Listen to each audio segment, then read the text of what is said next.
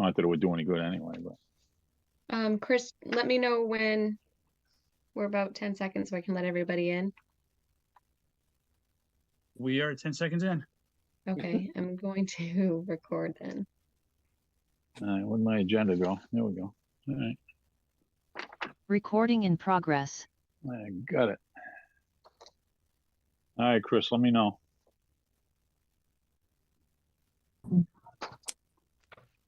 Oh, you get a full house. You're good to go. Yeah. All right, time being 7:30, the Franklin Zoning Board of Appeals will come to order. This meeting is being recorded and televised. Listing of these matters are those reasonably anticipated by the chair, which may be discussed at the meeting. Not all items listed may in fact be discussed, and other items not listed may also be brought up for the discussion to the extent permitted by law.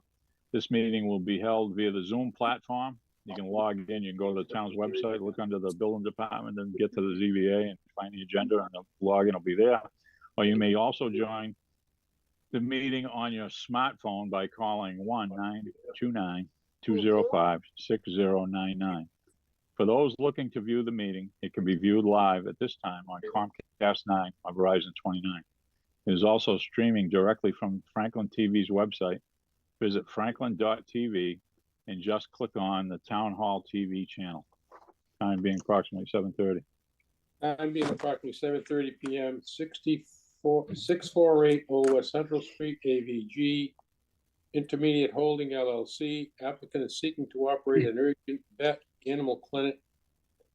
The use is denied without a special permit from the ZBA. Is the applicant present? Yes, hi, Doug Troyer on behalf of the applicant. Okay. Is there any abutters for 648 Old West Central Street? Yes, I'm here. Yeah, your name, please. James Schlefke, 647 Old West Central Street. Okay. You Yes. across the street or? Yes, on the we same- are. Yeah, across the street. Okay. Yep. Anyone else? Yes. Eileen, Spruce Pond, 64 Bayberry Common. Oh, no, we're not on the Spruce Pond one yet. We're on the Old West Central Oh, Street okay, one. sorry. I'm sorry. Yeah, just mute your mic for a while, and Okay, when we get back to it, just so you don't blurp in on us. But okay, Yes, this is Louis Puga. I'm at 621 Old West Central Street. I'm one of the butters. okay, thank you very much. Anyone else? Yes, Bill Chenard. I'm at 649 Old West Central Street. I'm a direct abutter. Okay. Anyone else? Okay, Mr. Troyer, is that what it was? Yeah, Doug Troyer. Okay. Nice to meet you. Go ahead, give us your spiel here. Will, and is the host able to share the screen so I can share my screen? Well, I think she can. Doug, you should be all set now. Thank you, Casey. I really appreciate it. Before I get there, so good evening. My name is Doug Troyer. I represent AVG Intermediate Holdings LLC. AVG stands for American Veterinarian Group. They are seeking an application for a special permit for use of one of the 4 units at the building at 648 Old Central Street, Franklin, Mass, as an urgent vet animal hospital. Share my screen.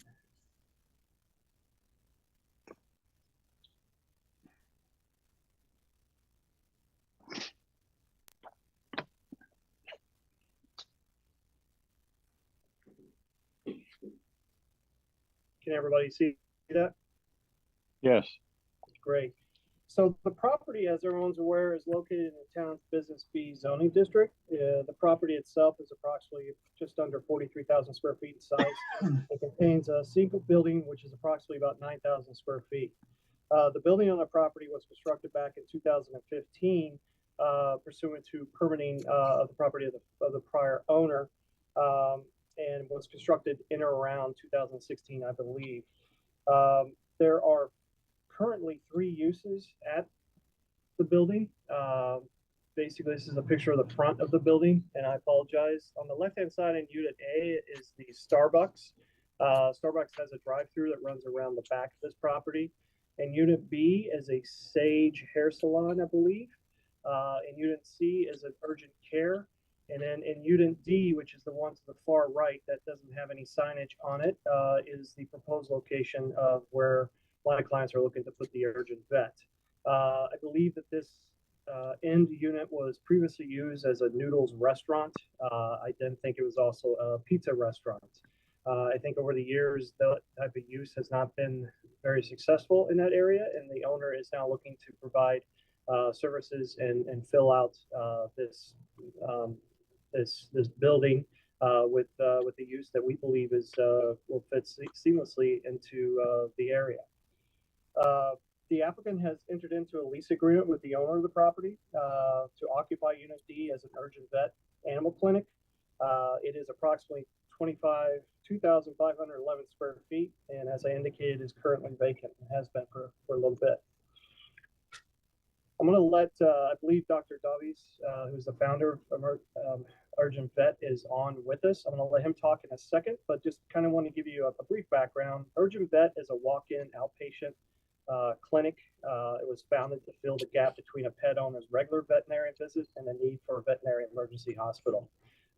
This is something in which has been founded down in the South. It's in Florida, Georgia, North Carolina, South Carolina. I believe they've just opened facilities in Virginia as well as Tennessee, and they're looking to come into the New England area.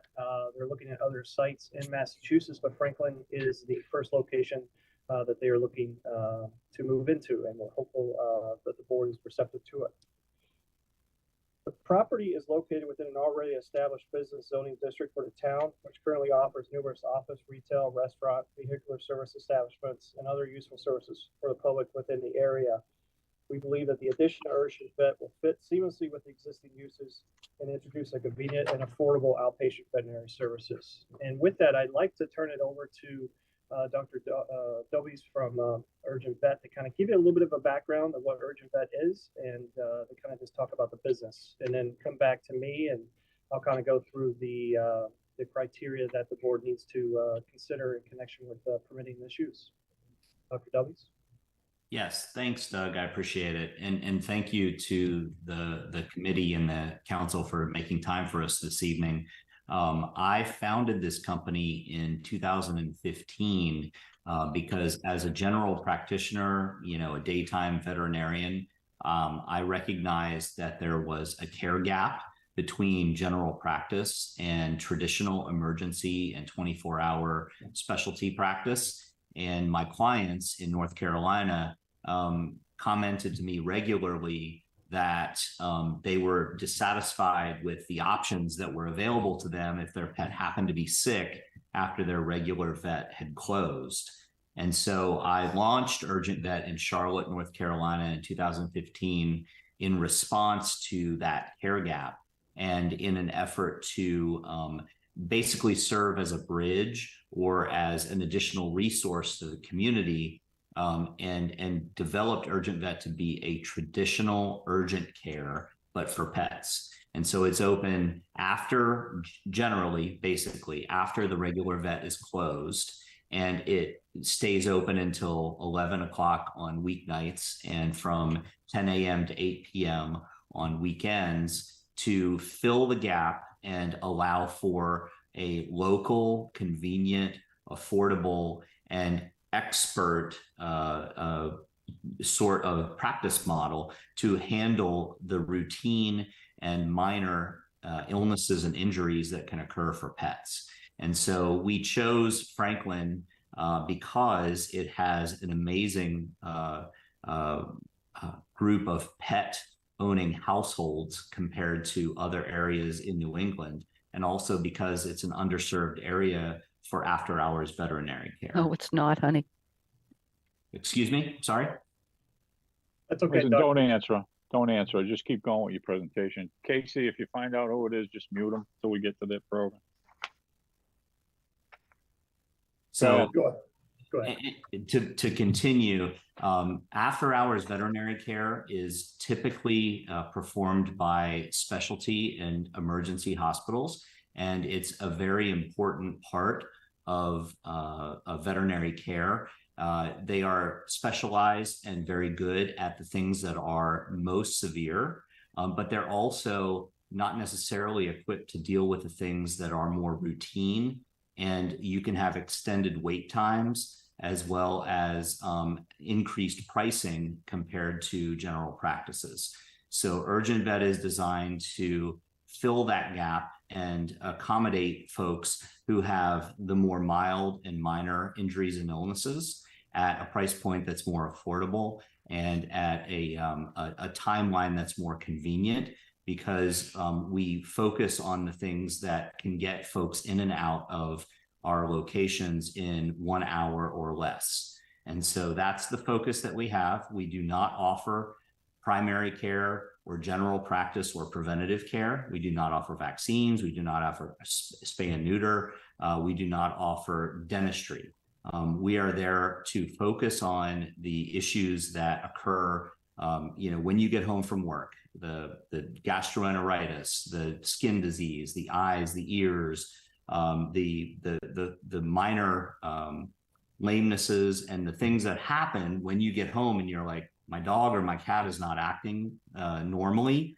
I need to have them checked out, but it's not a true emergency. And so we have locations all across the country at this point. We have 51 operating locations in 8 states, and every community that we have entered has welcomed us with open arms because we are looking to fill a need that is currently not entirely addressed by the existing practice models that are out there. So I'm hopeful that we will be approved for this location. And if there's any questions I can answer for you or any clarifications I can offer, I'm happy to do so.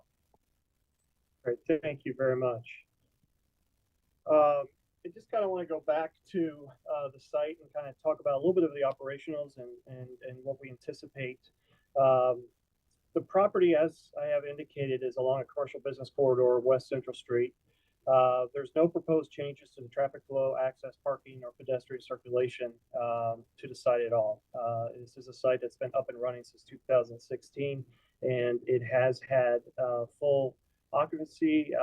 We are looking to the restaurant use is no longer going to be in this site. It will basically be reduced with a Urgent Vet hopefully going into this location. The access drives will remain right in, right out on West Center Street, and there'll be a full access drive on Old West Center Street.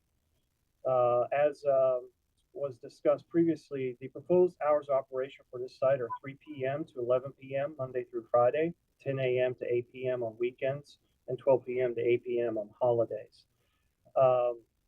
The average length of a visit for an Urgent Vet is about an hour, and cost per parking does not usually exceed 3 to 6 parking spaces at any given time. It's our understanding that the Starbucks operates from 5 a.m. to, I believe, 8 p.m. The hair salon, I think, varies from 9 to 8 p.m. And then the urgent care operates, I believe, 8 to 8 p.m. So having a use that has a little bit different hours is allowing for the site to not be completely filled with pedestrians and customers throughout the peak hour times during the days. And we believe that parking on this site, as it was permitted back in 2015, is sufficient for this. There's no changes being proposed, as I indicated, to the drainage, utilities, or other infrastructure servicing the property. And we believe that it's more than adequate to accommodate the infrastructure. The neighborhood character and social structure will not be negatively impacted. It's our position that it will not have any detrimental effect to the neighborhood character or social structure. This is a fully developed commercial property that has been vacant. The proposed use would be consistent with the commercial land as predominant in the neighborhood, and we believe it would be consistent with other uses in the neighborhood as well. We also believe that the site is fully developed, there's no changes being proposed by the applicant that would cause substantial damage to any environmentally significant natural resources or habitats. We also believe that, there's no changes to the existing structure at all. There'll be no loss of light or fresh air circulation will take place. The only changes that the applicant is seeking to make on the sites are internal changes. And I'd like to direct the board's attention to the floor plan that I've now put up. And basically, this is the very bottom will be the entry point. And in this facility, people walk into the entry point. There's really no lobby. There's an area for them to check in. I believe you check in, and Dr. Dobbs can maybe talk about this a little bit further by basically accessing a screen to basically sign in. They're looking to have 5 exam rooms. There will be a pharmacy on site to basically prescribe the necessary veterinary medicines. They'll have the x-ray rooms, a break room, and 2 ADA compliant restrooms in the rear. We believe that and there's a comfort suite in the rear for those situations in which comfort may be necessary. It's our position that this property was developed back in 2015. There's currently an opening and a vacancy, and we're hopeful that urgent care is something in which the board is willing to grant the use to permit this, what I believe is going to be a fantastic service and a new service to the area to basically operate in Franklin and be the first Massachusetts site for this project. I thank you for your time and happy to answer any questions that the board may have. Mr. Troyer, did you speak to the former tenant that was in that last spot there, either the Noodles guy or the other guy? No, we're kind of separated from the landlord a little bit since we are the tenant. So we have not had communications with the prior owner. I did basically Not the prior owner, the prior No, I'm tenant. sorry, the prior tenant. No, we did not have any communications with Noodles. My understanding is Noodles has been away, and we haven't had any direct communications with them at all about the site. Well, the last person that was in there was Sierra's Pizza, and I happened to talk to him yesterday. Yeah. And he told me it was an excellent location, but the site itself leaves a lot to be desired. He said he couldn't get customers in and out, couldn't get his drivers in and out. You know, there's a parking problem there. Everybody knows it. And Yeah. I'm just, you got, according to your submission here, you got 7 employees. You got a manager, you got 5 vet techs and a vet. You got 6 exam rooms. If you had everybody working at the same time, there's 7 cars right there. And if you had all the exam rooms filled, that would be another 6. So that's another 13 cars. I give you a little bit of credit by taking the picture that you did there, because it shows a couple of empty parking spaces in the lot, which I've never been able to find when I went in there before. But I don't frequent the area because I know I can't get in and out.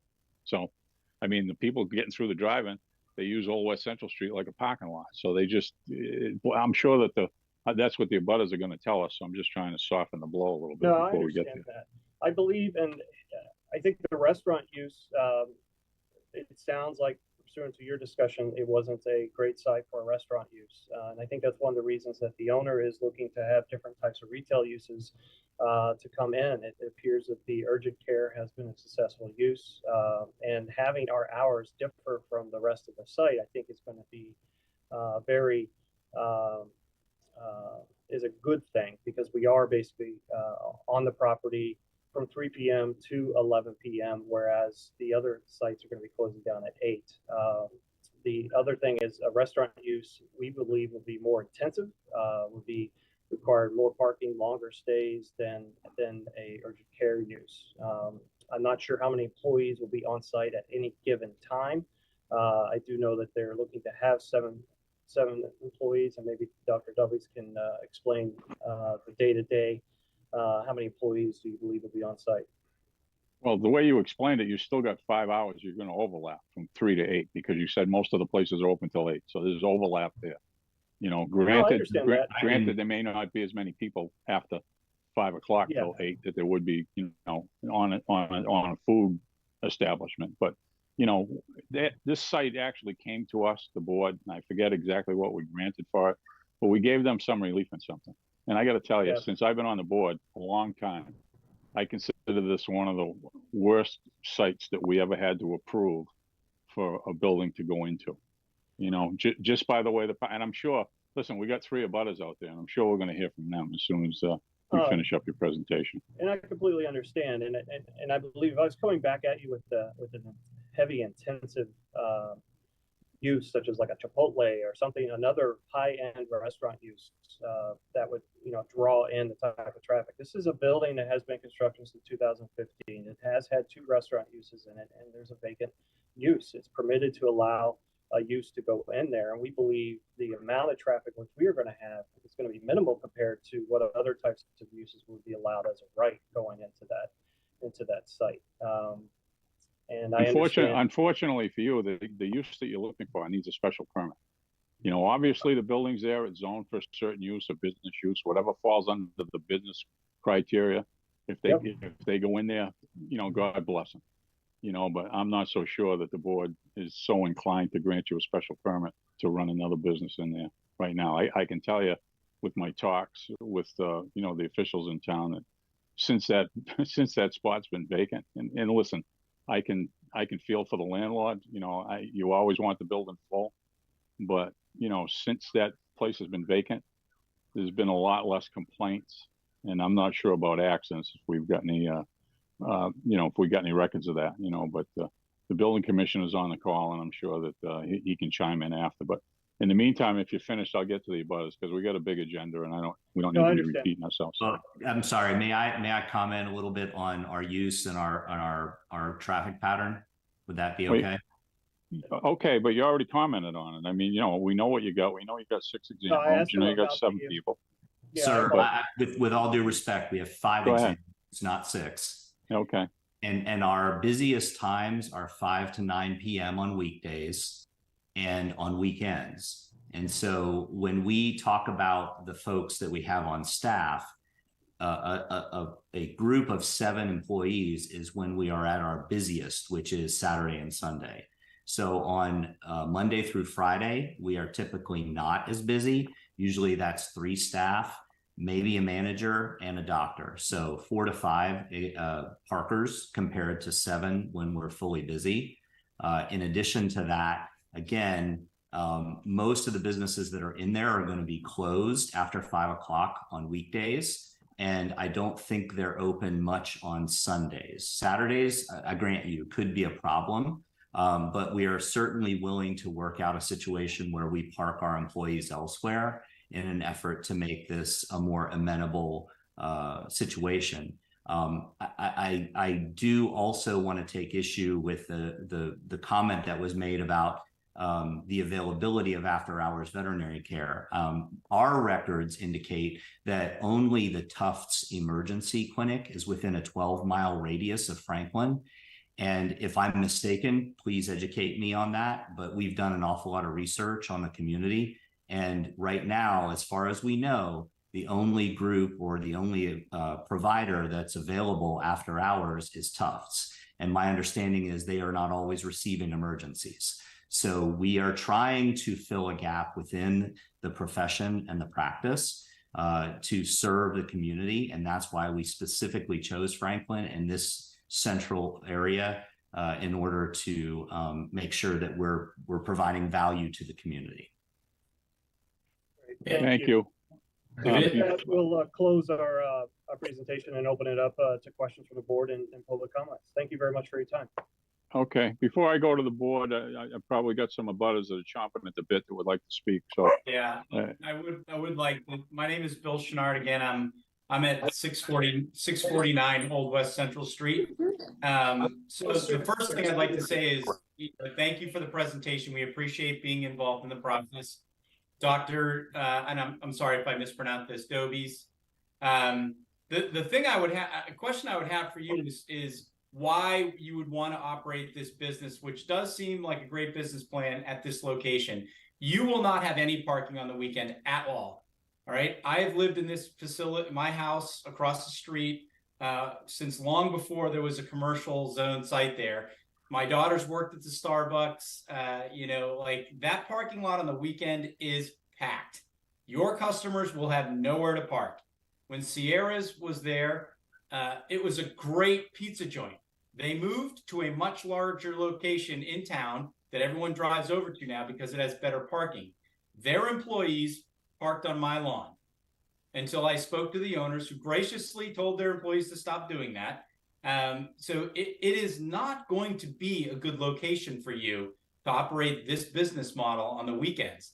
You may have some available space in the evenings there during the weekdays when the business is closed at 8, which is when Starbucks, winds down, and it's pretty busy until then. But it's not ideal for you.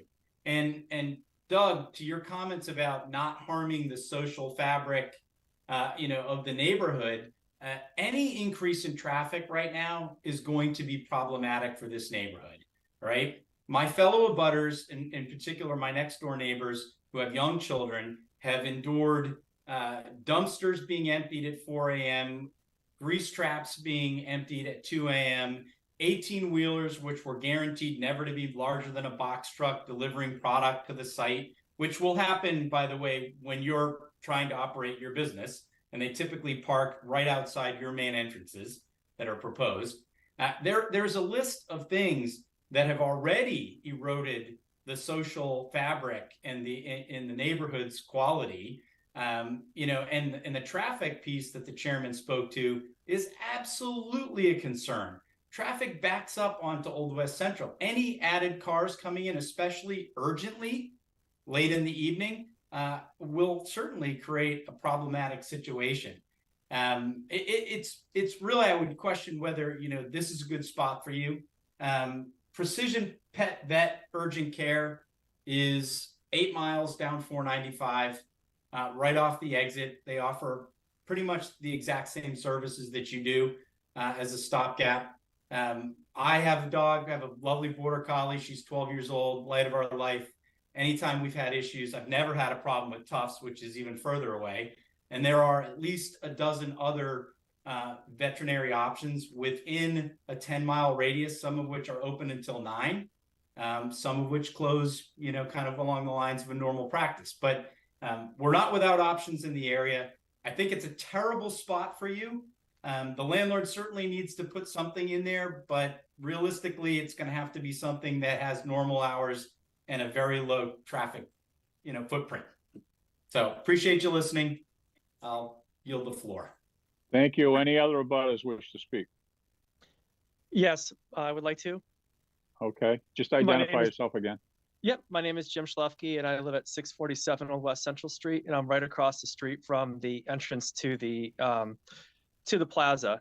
And I know my neighbor Bill just highlighted some of my concerns. I'm not going to echo and keep this too long. However, Thank you. I definitely want to share with you that we've had a lot of problems with the parking and the businesses across the street. Not only that, but as he mentioned, we've had problems with dumpsters, deliveries. This is something that apparently was supposed to be taken care of when this building was erected, and this was not supposed to happen. We do have dumpsters being emptied at 4 o'clock in the morning, 4:30 in the morning. If you live across the street from someone emptying a dumpster or making deliveries in odd hours of the day, it wakes people up. I mean, our family has been woken up. We even had lawn care service across the street on Thanksgiving morning where we went out at 6 o'clock in the morning and told them to turn the lawnmowers off and the blowers. I don't believe that this facility is going to help the traffic. As Bill just said, the street is congested. And our other concern that really shapes things is that, the fabric of the neighborhood that's spoken to by the presenters today, we are part of that neighborhood. He makes it sound like this is a central business district where it's businesses all around. Right across the street, 20 yards from that building are residences. And we do live with that traffic. We also live with the noise at night. And currently Starbucks closes at 8 o'clock. And we fortunately... I'm sorry, somebody's butting in. Go ahead, continue. That's okay. But we fortunately, it ends at 8. It's still a reasonable time for a neighborhood. And we understood that when we bought this property. Having businesses stay open to 11 with increased traffic flow, people coming in and out, lights shining right in our house, I think that this is something that the board should really consider, that in terms of the fabric of the neighborhood, those things that you also highlighted, the traffic problem, the parking, I know the doctor talked about possibly having people park somewhere else. I don't know where they're going to park. We're a residential neighborhood. So I please hope that you consider those concerns that we have and consider that in this proposed extension of time for the building and just the operation of like deliveries, trucks, all the things that go along to operating a business. And I appreciate your time. Thank you. Thank you. There was one other person I think spoke up as an abutter. maybe there wasn't.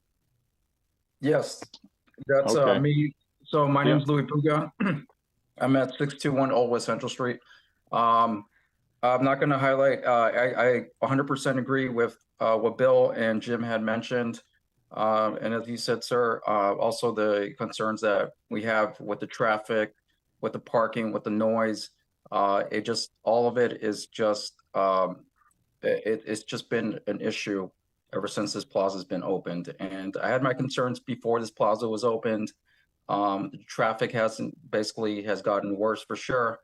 If I, you know, if I recall, there was also a fatal accident down the road. And then, you know, I was cleaning my gutters today and I happened, you know, there was a fender bender. Two people pulled aside down my road here. And luckily, you know, they didn't call the cops, but it seems like they squared it out. But these are the things that we notice. And it's really become an issue with not only just the traffic, but the safety aspect of it too. So there are things that will amplify the problems that we have with introducing a new business into this plaza here, which basically will not help this community out. It actually will make things a lot worse from a safety perspective. We have kids that go down the street, not only from like our kids, but also the high schoolers that, you know, also walk this distance. So with that said, I don't have anything else further to add. I think we kind of pretty much covered it, but I just want to express my concern that just living here for the past, you know, over 10 years. And I believe my neighbors, they say that they basically experience the same thing I have. And that's all I had to say at this point. Thank you. Okay, thank you. I'm going to move to the board now. Megan, do you have any questions or comments? Yeah, I guess I do have a comment. So I recall there was a veterinary place that was gonna try looking for a permit in our town here next to a sub shop. And I recall we had concerns about it being near a place where there'd be food and stuff like that, and concerns about when the pets are showing up, like where they would relieve themselves and things like that. And I have two dogs, right? And I really love my dogs, and they're fantastic, and all that sort of stuff. But I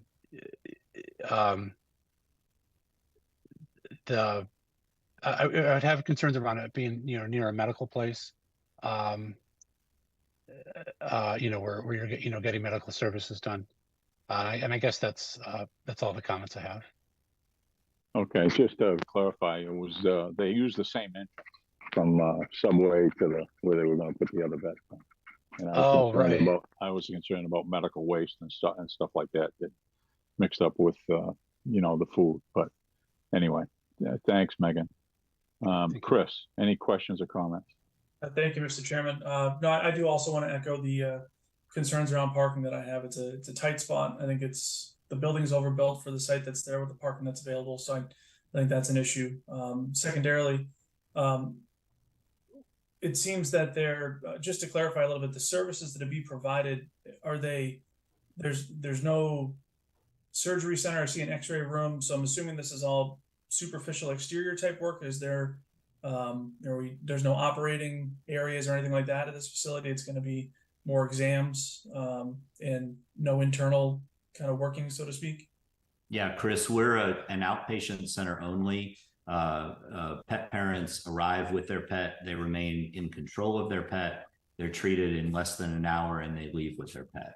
So, and to speak to the waste, we're going to work with the landlord to create an area that is suitable. And we're bound, of course, by the laws of Massachusetts to be sanitary and to be a good neighbor. We have 51 locations across the country, and we've never received a complaint about pet waste or unsanitary conditions. We take that very seriously, and we want to be the best neighbor that we can be.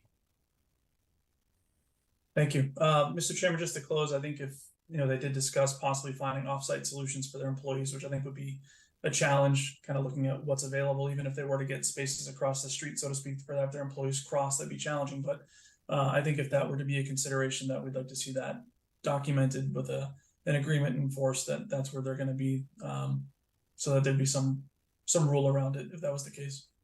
Yeah, until the first employee come in late, you just found a spot and walked in. You know, Well, I mean, then at least we have something to stand on.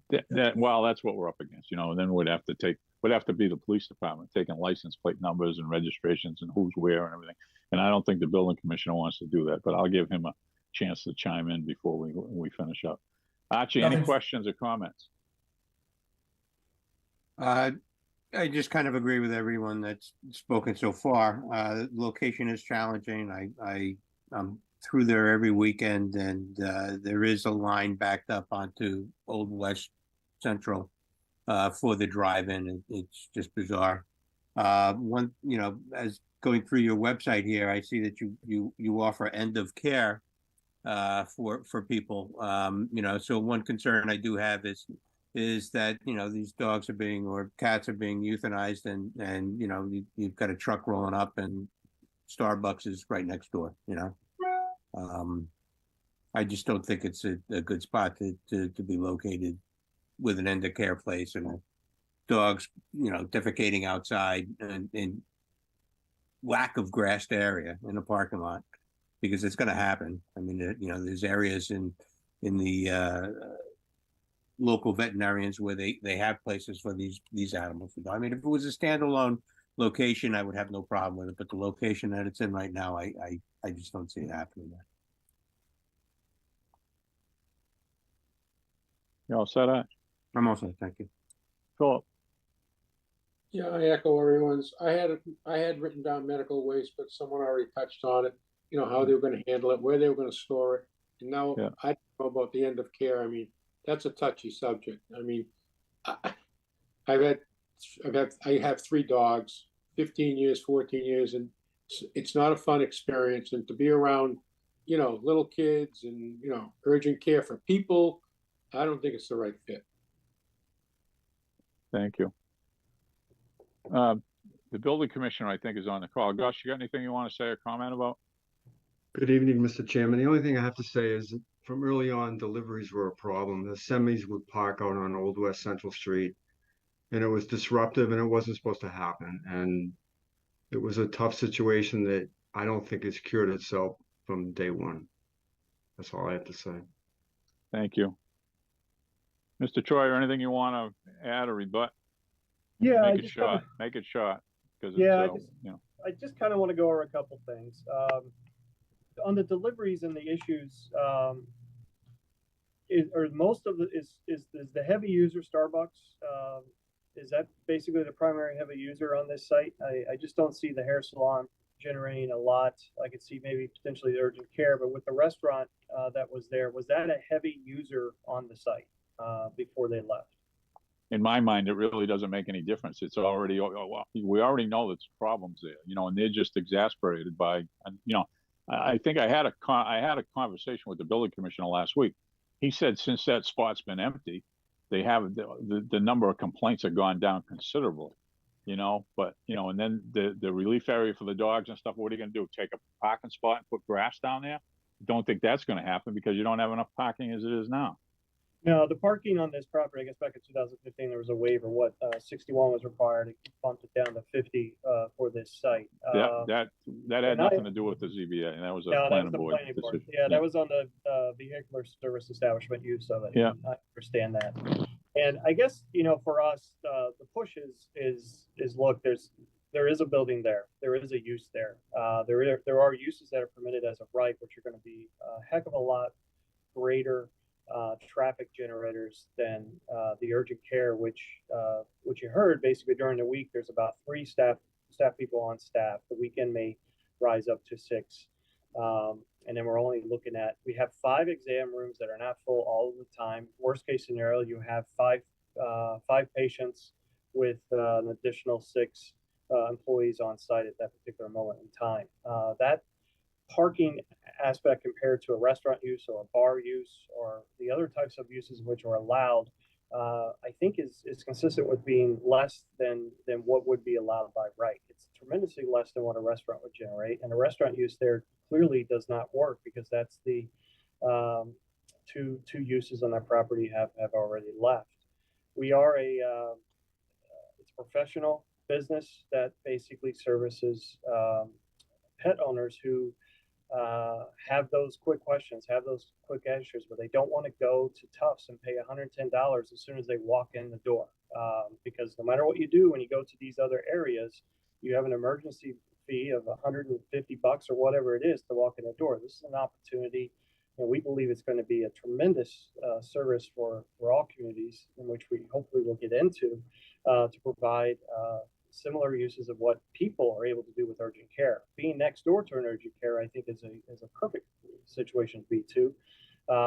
And we're right across the street. And I understand traffic is an issue on this site. I would like, and I think the writing is on the wall based on the comments which we have, and I would love to explore, is there options in which we may be able to present to prove to you that our traffic and parking use is not going to be to the level of what other uses that I believe have been there and have caused the issues? And are there certain mitigations that we may be able to take with staff parking that may allow us to get over the hurdle of some of the negative views in which people are looking at? This is if I was coming in and looking to construct onto this existing building and add this use, I would completely understand, and there's no way we would go into it. But we have a building that has a vacant unit that there are uses in which you could go in there, and parking is going to be. You have an ability to control who goes into that unit, put certain conditions on us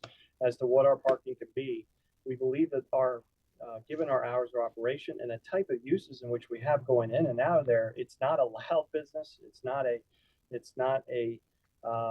the residential area is behind us there, and it's not basically the area in which people will be accessing the facility. And I would be open to certain discussions about, is there any mitigation, any conditions that you may be able to pose on us that may allow the concerns of the parking to allow this use to go in and what I believe be a great fit for the neighborhood.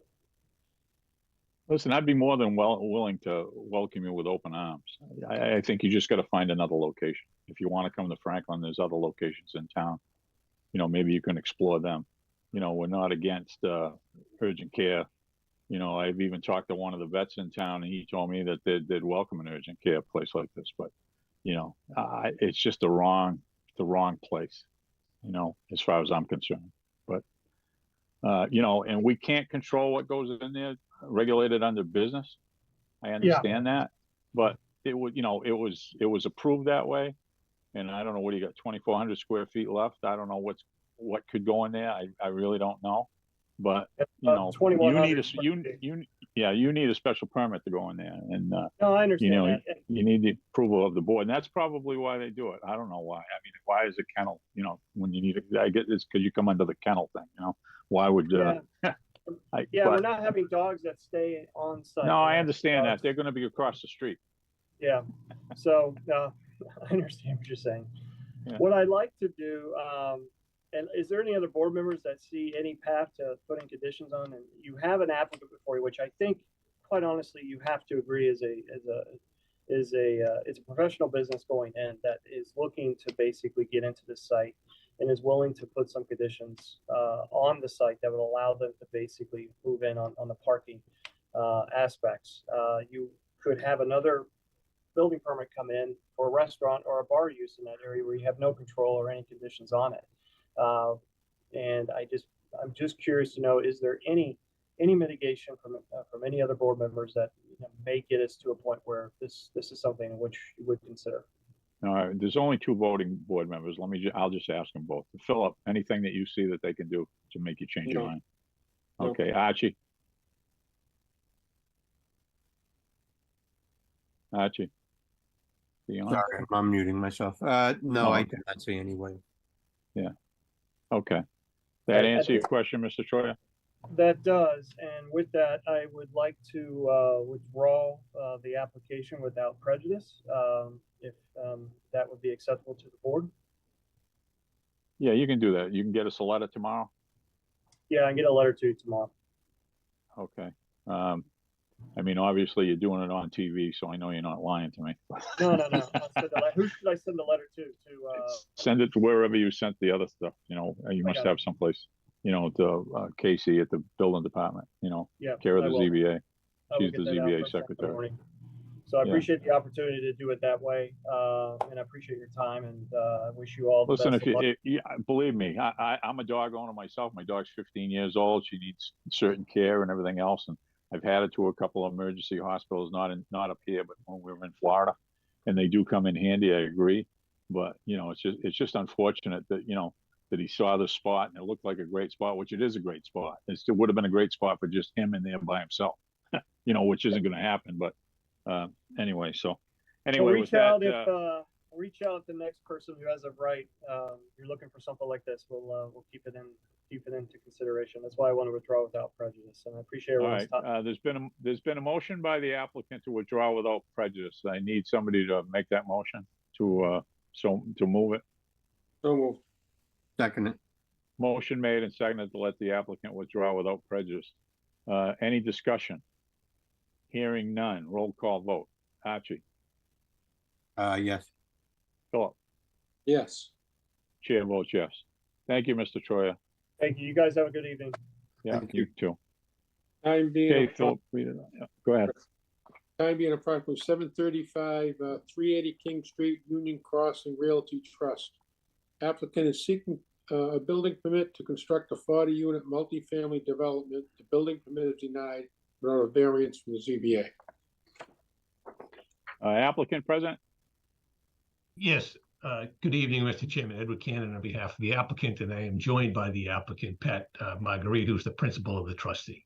Okay, I apologize for the lateness of the thing, but I'll probably be apologizing after this hearing too. So we're just we're busy tonight with a lot of stuff that has a lot of people with it. But okay, anybody? Is there any applicants? Not applicants. Are there any abutters for 380 King Street? And I'll take yours one at a time. Just give your name and address so that we can get it on the tape, please. Robert Ferretra, Okay. 96 High Bank Road, Spruce Pond Village. Next. Tom DeJoya. I'm at 99 High Bank Road in Spruce Pond. Anyone else? Jean Fegan at 3 Spruce Pond Road. Next. Pauline Victoria Bartlett, 407 King Street. Next. Eileen, William Gardner, 403 King Street. Sorry. Okay. Next. Eileen Klauser, 64 Bayberry Common, Spruce Pond Village. Anyone else? Laura Spinello, 95 High Bank. Okay. Next. Nancy Kilroy, 44 Quince Landing. Next. Raymond LaValle, 405 King Street. Okay. Next. Lauren and Jeff Lannon, 90 High Bank Road in Spruce Pond. Thank you. Anyone else? Ken Starlazzi, 57 Bayberry Common. Okay. Anyone else? John Quinn, 94 High Bank Roads, Spruce Pond. Thank you. Next. Okay. I guess we got just about everybody. All right, Mr. Cannon, I apologize. You can start your presentation now, please. No problem at all. Thank you, Mr. Chairman, members of the board. The applicant respectfully seeks a variance from the Town of Franklin Zoning Board of Appeals according to Mass General Law, Chapter 40A, Section 10, and Bylaw Section 185-45D to B to allow the construction of a 40-unit residential condominium building in the C2 zoning district on the vacant lot of 380 King Street. It's not otherwise, the use is not otherwise permitted. The lot consists of 40,022 square feet situated on King Street. Locus is bounded to the south by Spruce Pond Village, to the east by Sierra's Pizza and Pub, and to the west by the King Street Cafe. The proposal is to construct 40 residential units in a building consisting of approximately 11,600 square feet and 4 stories. construction would be wood frame, siding, full sprinkler, fire suppression.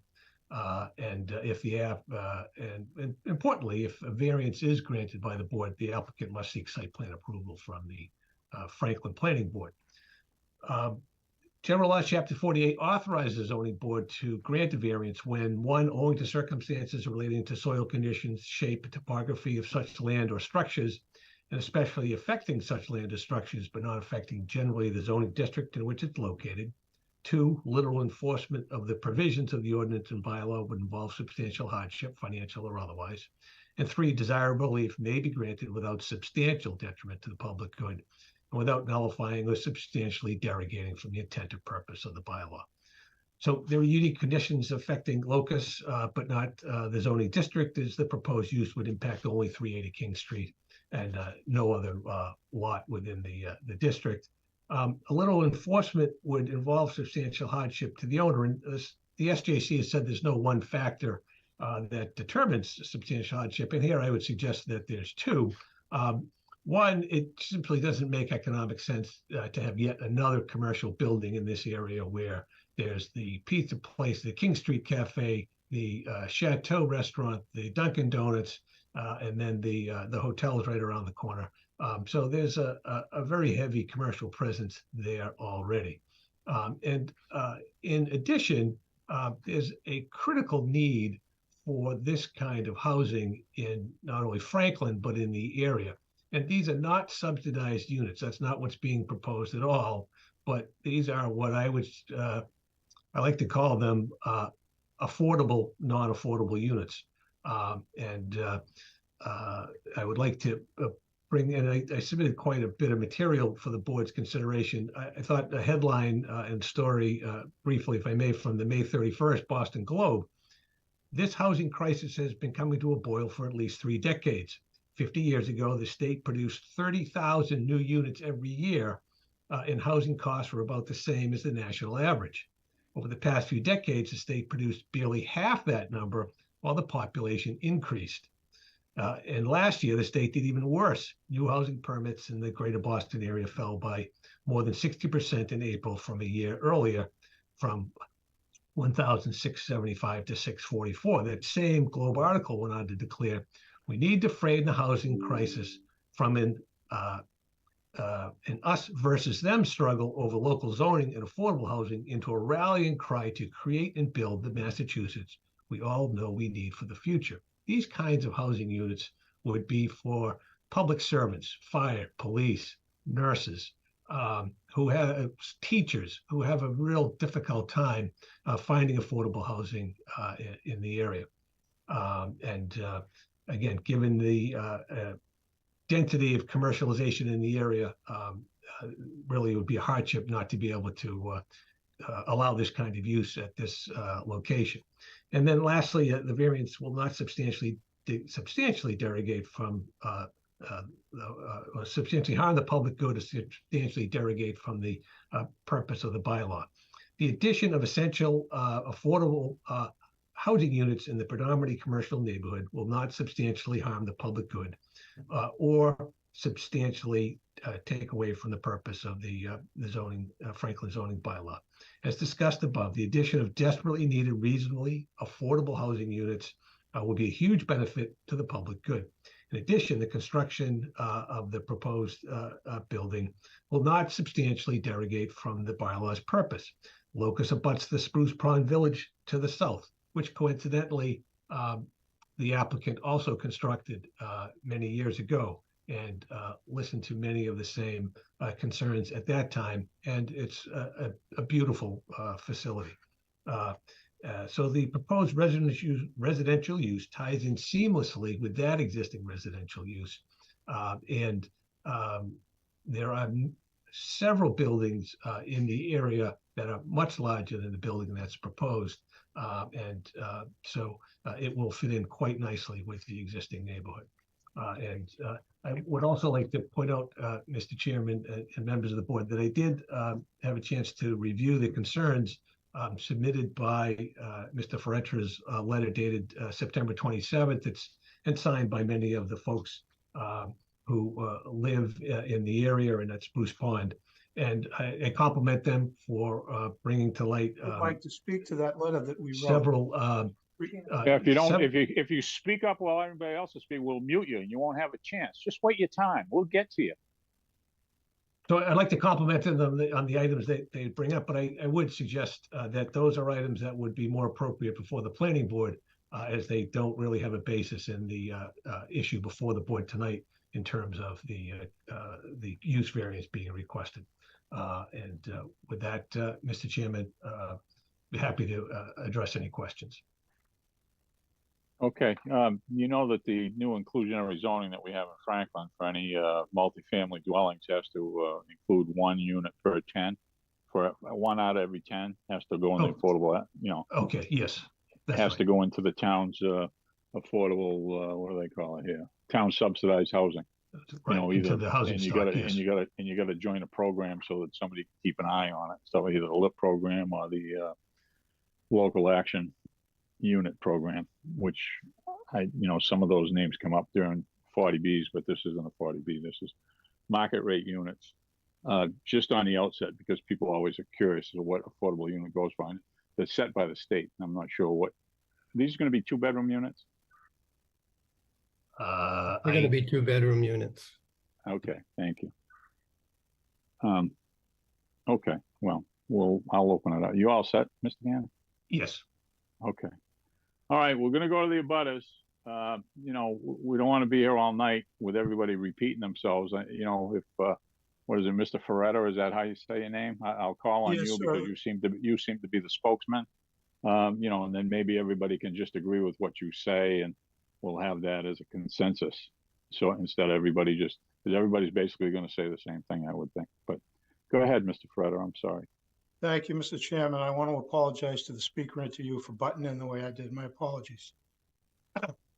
So I would like to read a letter that's been presented to the board that highlights the reasons why we'd like to see this denied. The residents of Spruce Pond Village who have signed on, approximately 50 who had a chance to sign, are respectfully requesting that the Zoning Board of Appeals deny Union Crossing Realty's petition for the C2 zoning variance that would change use occupancy for a proposed multifamily housing 40-unit residential condominium building at 380 King. Many long-time and recently arrived residents in my experience at Franklin have been impressed and proud of the excellent stewardship provided by this town with regard to governance and the decisions that impact the character of the town, traffic safety, quality of life of the residents. An approval of this variance request would be a black eye on this tradition of excellence for the following reasons. A 40-unit multifamily structure with 4 floors and 68 parking spaces sandwiched between Sierra's and King Street Cafe restaurants would not only be very dysfunctional in terms of daily life of the surrounding community, speaking to traffic, safety, existing resources, healthy living, but would be an eyesore in the middle of one of Franklin's entry gateways. Concern for parking for 40 units. 68 parking spaces would not be enough for the lot size in the proposed unit. Much of the proposed parking is currently used by King Street Cafe, especially on weekends. This proposal would result in displaced parking for King Street Cafe patrons and insufficient parking for visitors and guests of 380 King, not to mention service vehicles, emergency vehicles, and so on. Parking overflow problems would have added negative impact on the surrounding area and relative safety. Concern for traffic and pedestrian safety, traffic congestion. Truck and residential traffic is already at a straining point for the current roads. New hotel and child daycare buildings under construction are not open for business yet. Additional traffic backups are expected. During busy times of the day, the traffic on King Street heading towards 495 gets backed up all the way to the Palmetto School. Traffic coming off of Union Street from downtown to get on the highway is busy, especially during peak times. The traffic of the study of the current situation would be needed. Increasing congestion would add to this need, as well as presenting additional safety hazards to drivers and pedestrians. Unit density, given every square foot of space needed to allow for compliance with the 1,000 square feet unit zoning, It does not allow for common spaces, including hallways, storage, etc. Too many units are proposed for the space available. Building height does not conform to the neighborhood or zoning. Look at Sierra Pizza Restaurant, King Street Cafe, and the gas station. Also, the new child daycare center and chateau are all low-level buildings. The new 4-story hotel is around the corner, down a dead-end street and out of sight. Not something that should be considered as a similar structure as referenced in the proposal. The proposed 4-story building does not seamlessly tie in to the neighborhood of Spruce Pond Village at all. Finally, this proposal is not a credible contribution to our affordable housing goals. While we're all supportive of providing our required quota of affordable housing, that does not mean anything goes. This proposal may satisfy some minimal number of units, but at a cost that is just too steep in terms of traffic, parking congestion, handling water displacement, quality of life, health, safety, property values, and the character of our town, and more. Thank you for your efforts and consideration. Thank you for the time, sir. Thank you. Anyone else? I'm at Tommy Joy at 99. Just a question too, as I was looking at the information that was provided on the proposal, one of the things we've got is these large pine trees that act as a natural vegetation tree barrier to help give us the community here at Spruce Pond. And one of the challenges in the proposal I see is parking spaces that look like they're going right up, and it's an easement that they're asking for, and it looks like they're going to cut all those trees down. Or I'm not sure who owns those trees at this point, but whatever vegetation goes in there is going to take away, again, that neighborhood feel that we have.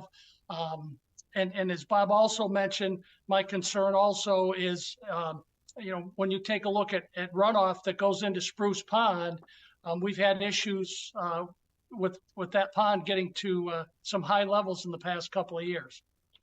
Attorney Cannon, would the applicant care to answer the question about the trees? Yes, as I had mentioned,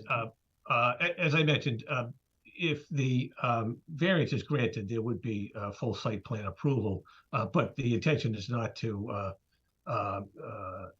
eliminate that buffer. In fact, it's the applicant who, with the foresight 30 plus years ago, planted those trees to create that what is now a rich buffer, and so that would remain. Pat, if I have that wrong, certainly please let me know. No, we own the trees, and we did plant them so that there would be that buffer. And I think they're probably at an age where they need to be reinforced with a newer generation of trees right behind them, and that's the plan, so that there'll be a double buffer. Okay. I'm sorry, did I cut the abutter off? I just wanted to get that answer while it's fresh in everybody's mind. No, I appreciate that. Thank you very much. I'll let somebody else go at this point. Okay, thank you. Next, anybody else want to speak? As long as you got something new to add, if you got something you got a question about, we'll answer it. But we don't need to reinvent the wheel every time you want to talk. Go ahead. Just identify yourself. Mr. Chairman, it's Paul Bartlett for my wife Victoria Bartlett, 407 King Street. It's been mentioned. I just want to, again, not to reinvent the wheel, but we're trying to get out of the driveway at King Street at certain times of day is almost impossible. If you're trying to take a left-hand turn, the gentleman mentioned the traffic can be backed up to Parmenter.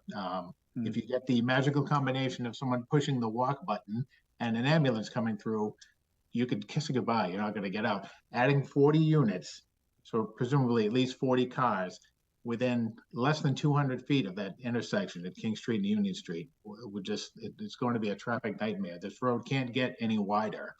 So I don't know where this traffic is supposed to go. And thank you. Thank you. Thank you. Next. Hi, this is Laura Spinello, 95 High Bank. Go ahead. I am a visually impaired individual and I do not drive, so I walk down King Street all the time. And I already have trouble crossing King Street and with all the driveways coming out. And with like he said, 40 more cars, I will feel like I won't be able to walk down King Street anymore. That's it. Thank you. Okay, thank you. Next.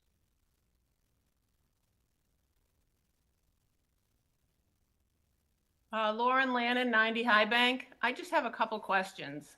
I was curious, with the zoning bylaws, are use variances even allowed by law? Yes. They are. Okay. They wouldn't be here if they weren't.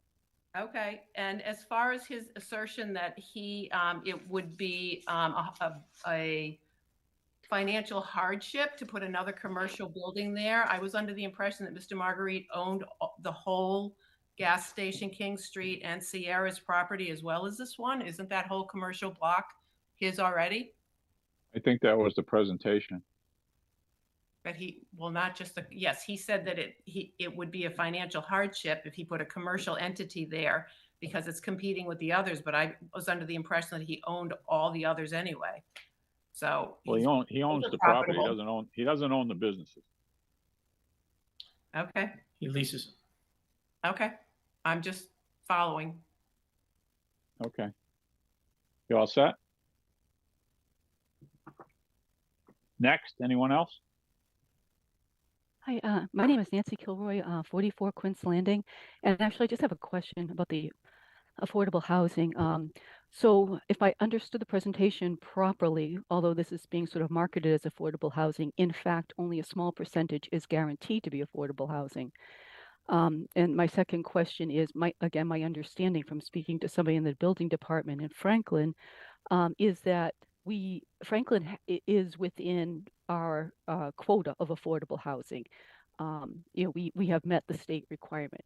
Not that anybody's against affordable housing, but there is we are definitely in compliance, and this would only add a few units anyway. Those are my questions. Yes, technically, I guess we're in compliance. It all depends who you talk to. I believe I spoke to a building inspector. Okay, well, he's on the call. But yeah, if you talk to the town hall, they're going to tell you that we're over the 10% mark, how far we're over. I've been doing this a long time. There's been a lot of projects approved. We're in now that anybody that comes forward would be considered a friendly 40B if they want to put a 40B in. They're not proposing this. They're proposing market rate units that are purportedly going to be affordable. Affordable in one person's mind is something different in somebody else's mind. So they haven't given the prices, but what they intend to sell the project for. So who knows? But the other ones would go into a program where they would sell at a certain rate set by Boston or the state, and they'd go into a lottery system, and people who thought they may want to purchase one of these, as long as they qualified, would put their name in the lottery and hopefully be drawn and then get a pick, of one of the affordable units that they built here. There's no way that we can know how many units are going to be built. They're asking for a use variance to put up not more than 40 units on the property. It's probably all they figured they could squeeze in 4 stories. If we had a 4-story bylaw, they'd probably be looking for 50. But 40 it is.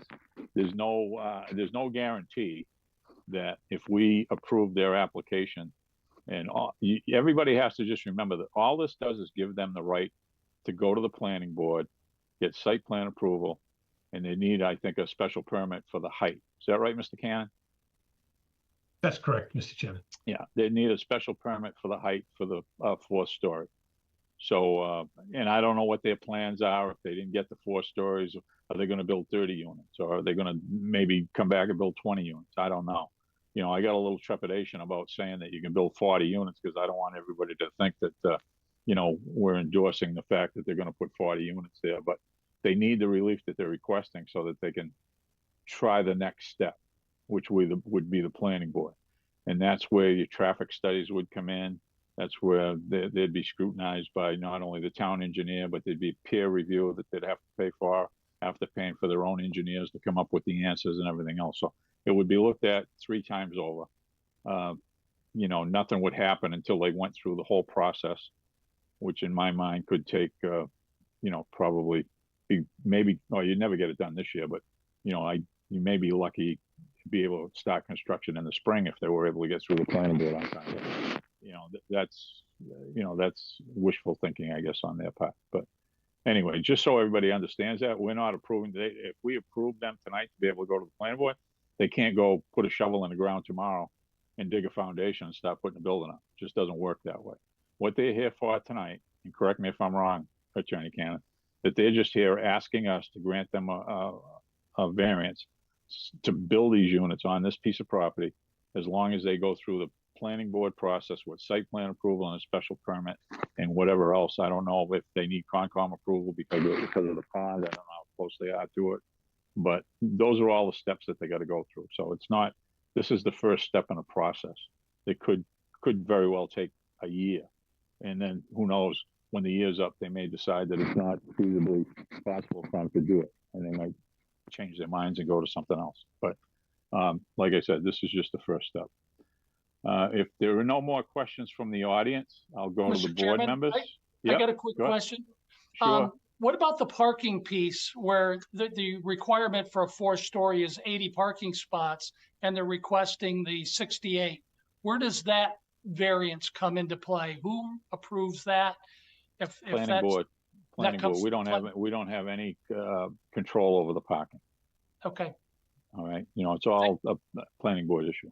Thank you. Okay. Anyone else before I go to the board?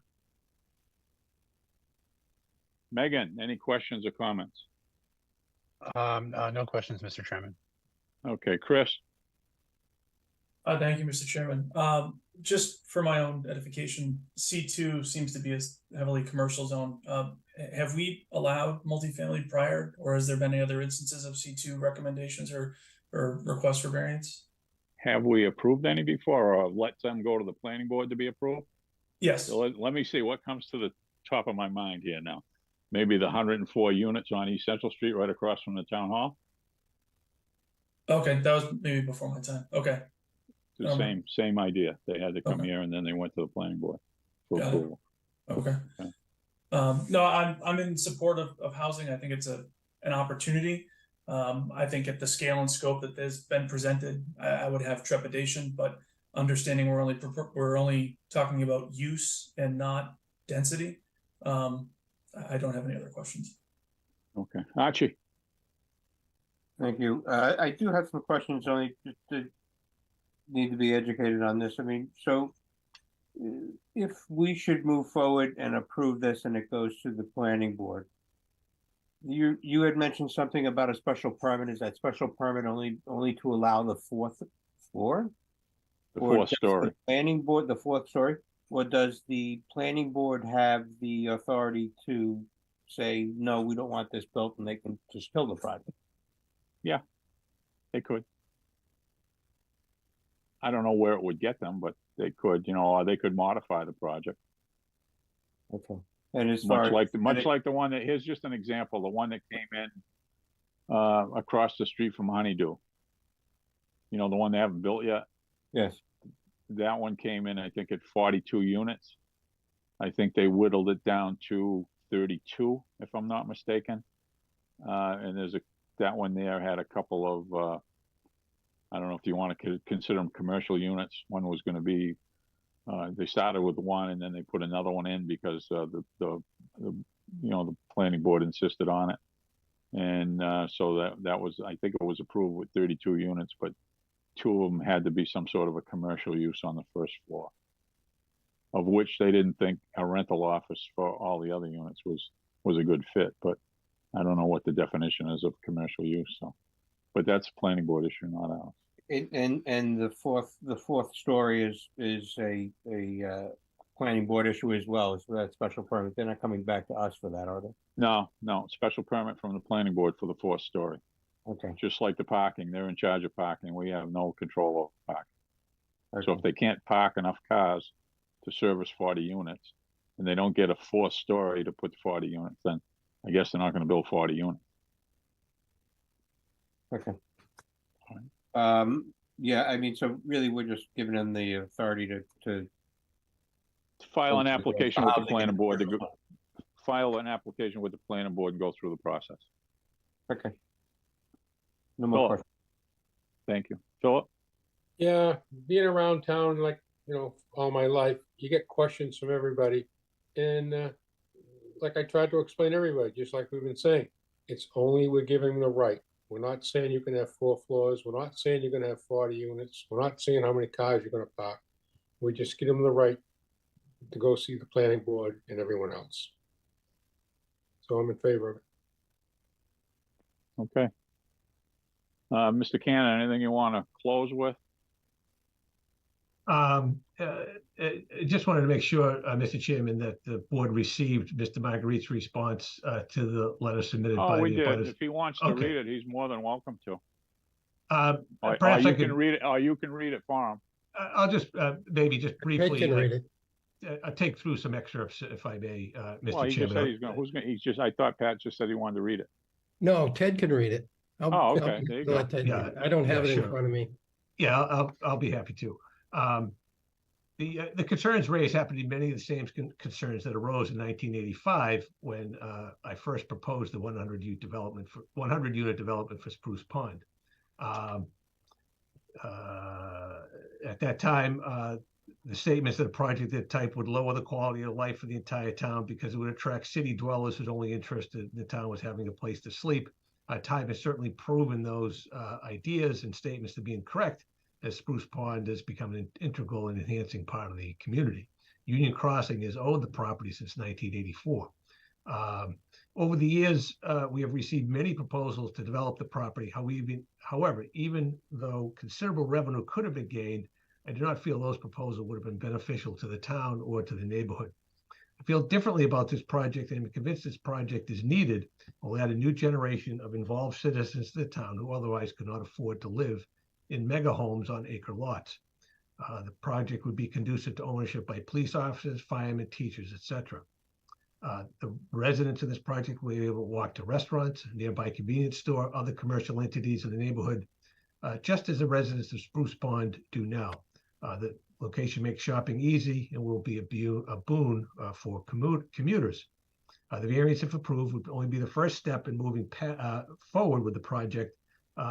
Density, traffic, parking, all of those would come under the purview of the planning board and potentially conservation if that applies.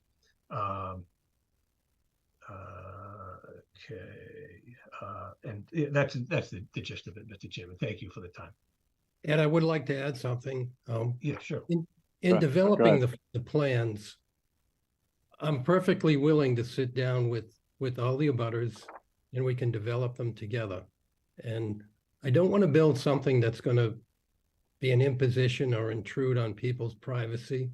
That's the reason for those trees in the first place. It took almost 40 years for those trees to grow to that height. And those concerns that they have, those are my concerns. I've been owned this property for a long time. I'm invested in this property. I want it to be right, and I want it to be successful, and I want people to be proud to live there, just as those people in Spruce Pond are. And again, I'm perfectly willing to sit down and talk to all the abutters before we even finalize the plans, and then we can go to the board after that point. And that's my statement.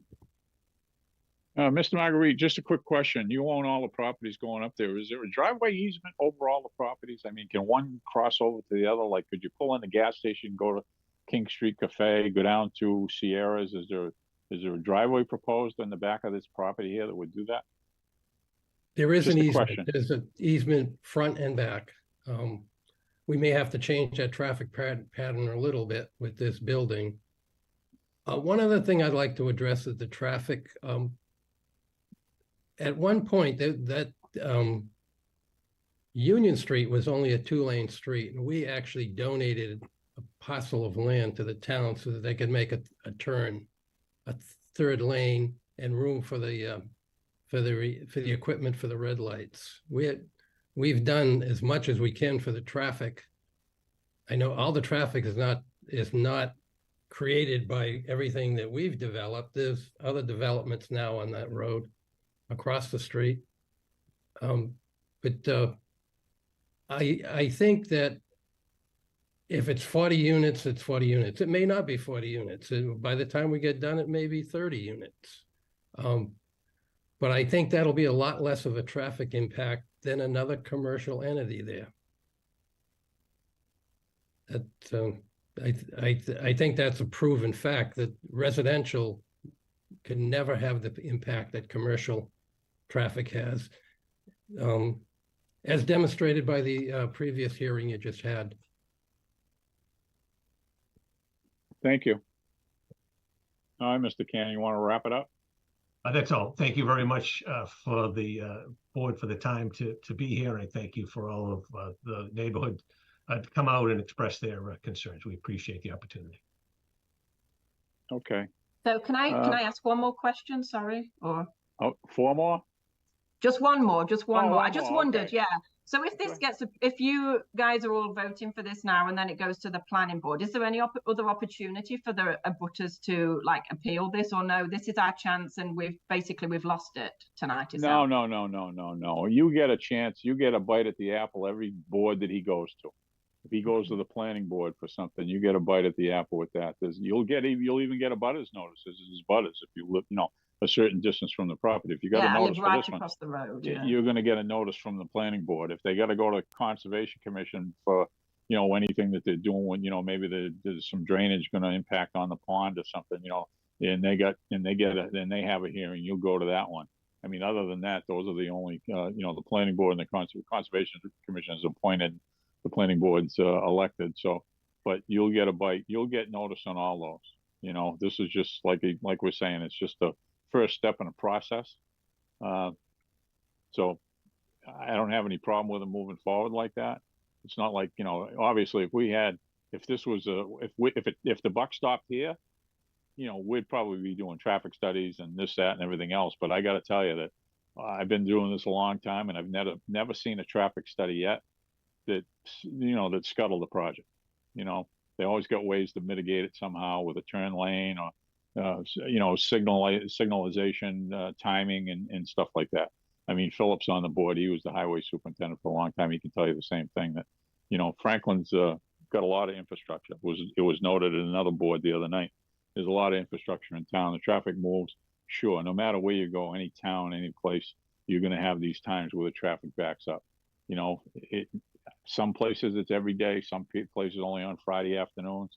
Some days it's Saturday mornings, Saturday afternoons or whatever, you get traffic. But, traffic's here to stay because you got 32,000 people.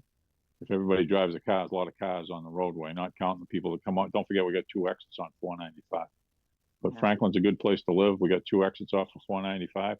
We got 2 train stations that we can, that people can use. Although a lot of people don't go to work anymore. They work from home. But, that was the idea of it, when all this stuff was built and put into place. Listen, I've lived here long enough to tell you, I was here when there was no traffic lights in town. Philip can tell you the same thing, and I'm sure Mr. Marguerite was around at that time too. So, we've seen I've the seen town. a lot added in the time I've been here. Yeah. Oh, yeah. So, and the traffic study, any traffic study that would be done would be an independent traffic study. It wouldn't just be done by the owner. Is that correct? The owner would probably do one, submit it to the planning board if they requested it. I mean, the traffic's been looked at up, sideways, upside down, everything else in this area up there. So, but I'm sure they're going to still want a traffic study. So the applicant would provide a traffic study. The town engineer would have a cursory review of it, because that's not his forte, but he'll take a peek at it. And then there's a peer review that the planning board hires to review all the plans and submissions on an engineering status, from that the applicant provides to the town, because the town engineer doesn't have time to look at all these things with a fine-tooth comb. So they hire an outside peer review, which is paid for by the applicant, by the way, and then they come up with a meeting of the minds, per se. So thank you. Yeah, you're welcome. Anyone else got a question before we close the hearing? Okay, hearing none. One more statement to make. Yeah, go ahead. Make it quick. Pat, you ever hear Judge Judy? Does it sound like you're losing? No, I just want to reassure that the abutters that before we submit anything, I would like to invite them to one of the restaurants there and we can talk over all these plans before they're written in stone. As we're working on the plans, we would like to involve them so that they'll feel secure. Okay. If I can just ask, Mr. Chairman, Pat, what would be the best way to get in touch with you if they wanted to do so? We probably through my office, Mr. Acevedo. Yeah, we can coordinate that.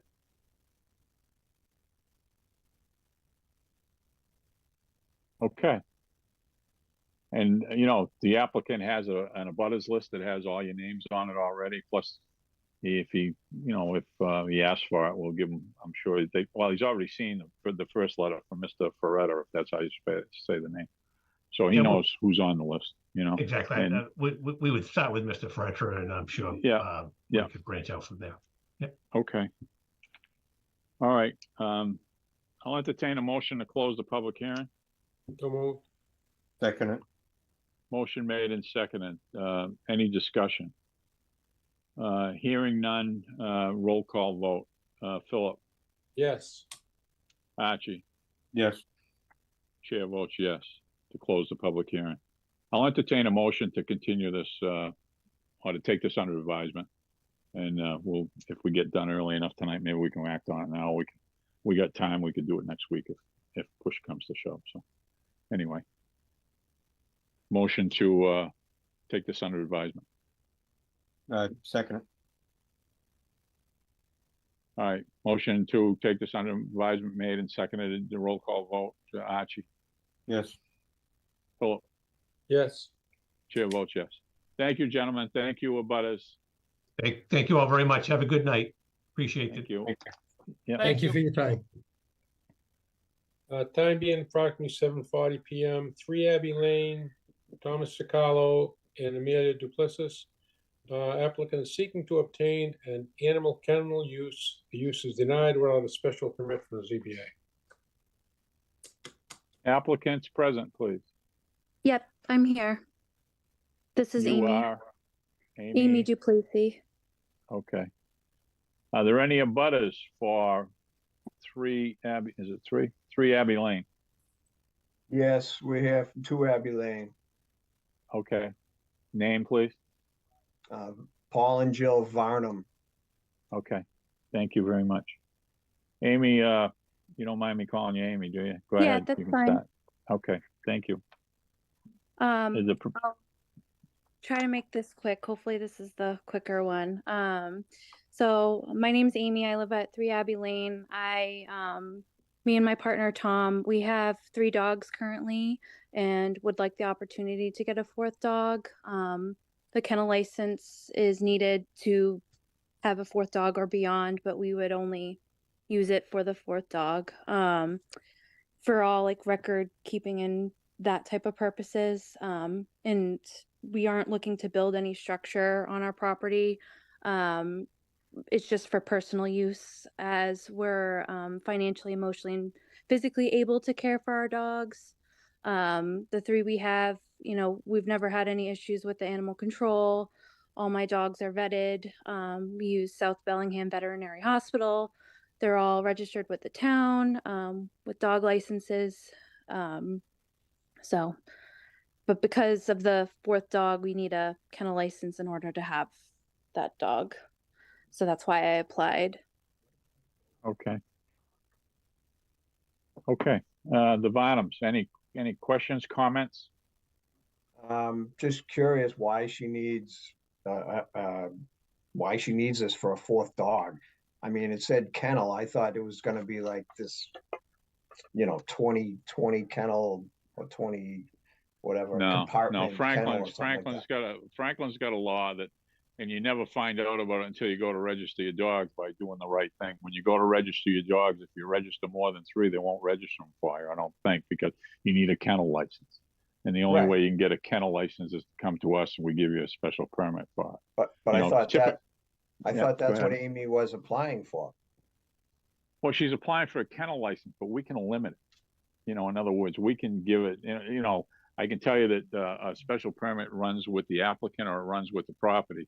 in this particular case, I wouldn't let it run with the property. We can limit the amount of dogs that she has. In other words, she's got 3 now. We could give her a kennel permit for 4. I mean, I don't even think she's got the 4th dog now, according to her, and whatever. And I appreciate the fact that she wants to take care of some dogs, but I can tell you that, you know, she's got 3 dogs now. They're healthy. I hope they're healthy. But I can tell you that usually what we do in a case like this, when somebody requests us to give them a kennel permit, is we would get the names. Well, we got the names of the dogs here. Some dogs are tattooed, so we can get tattoo marks off them. But we would issue the kennel permit for the 4 dogs. But if one of her dogs moved on to a better life, you know, that the kennel permit would go away. So she's gonna she could switch out dogs as long as she didn't have more than, you know, didn't have more than 3. You know what I'm saying? So the kennel permit would go away. With a kennel permit, she's able to keep another dog on the property and have it licensed. Okay, just for conversation's sake, could she get 10 dogs once she gets this? No, approval? no, because we'll limit it to 4 dogs. It'll be right in the special permit. If the board's so inclined to approve it, we would give her a special permit for a kennel license to have not more than 4 dogs on the property at any one time. So she'd be in violation even if she had somebody come over and visit that had a dog technically, but if she didn't own it, it would be okay. But she can't board dogs. She can't, you know, she's not building anything. She's gonna keep them in the house, you know, like they're pets, like family members. You know, Furry anybody family. that anybody that's got an animal or a pet or a dog or something like that knows what she's talking about. Yeah, I mean, no, I got a we all do. Yeah. We have pets. There's probably a dozen in the neighborhood. It's just it's a you know, dead end community where the original owners have been here 40 years. Yeah, And no, I looked it up. She's on the end of a cul-de-sac, which is very nice. She's got 2 acres there, so you know, probably some place for the dogs that chase the coyotes out. I don't know. You know? But anyway.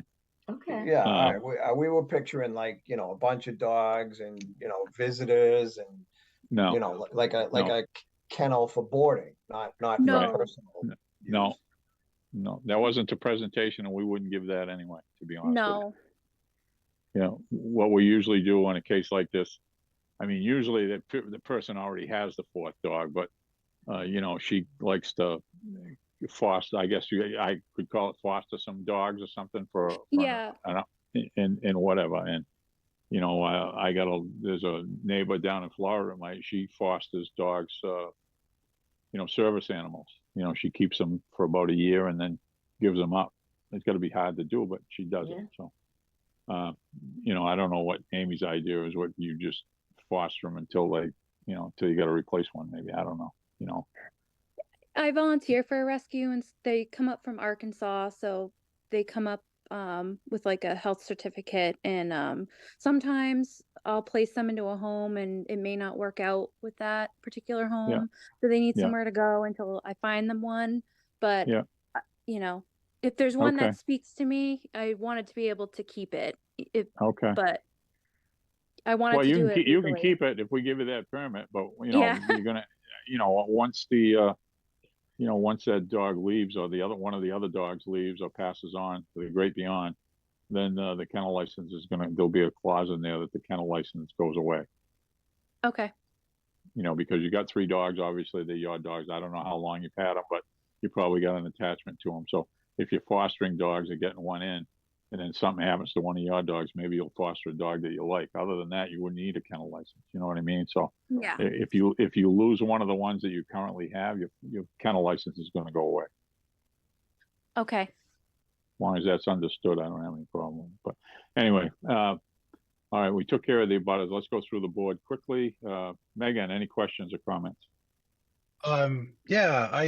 So we have 2 dogs, and we occasionally have a third that's the same thing, a foster, and that's through East Coast Animal Rescue or something like that. I forget the exact name of it, but anyways, I think this sounds great, and it's admirable that you're helping these animals out. That's all I have to say, Mr. Chairman.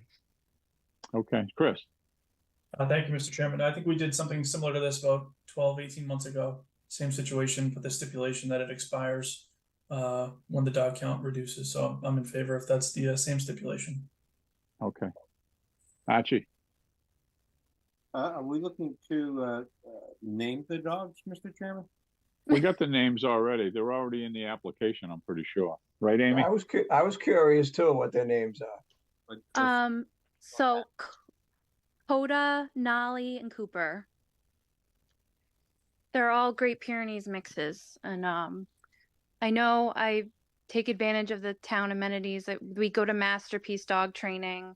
We go to Hilltop boarding and training. So those folks around town know me. Paul Young at Hilltop and Fran Masters over at Masterpiece and some of the other trainers there. So we definitely enjoy being in Franklin and taking advantage of all those dog-friendly amenities. Yeah, I thought we got a thing here. We got the list of licenses that she currently has with the dog's name and a description of the dog. So, whatever. It's not going to be a problem anyway, unless she got a whole horde full of dogs up there and the neighbors start complaining. So, yeah, so it has nothing to do with commercial zoning or anything like that. No. It's anybody that wants 4 or more dogs needs a kennel license to have them. There isn't too many in Franklin. I mean, if they're liberal enough, they let you have 3 dogs, so. But anyway. Philip, did I ask you? No, I'm all set. I'm a dog lover. Yeah. Okay. Archie, you were done?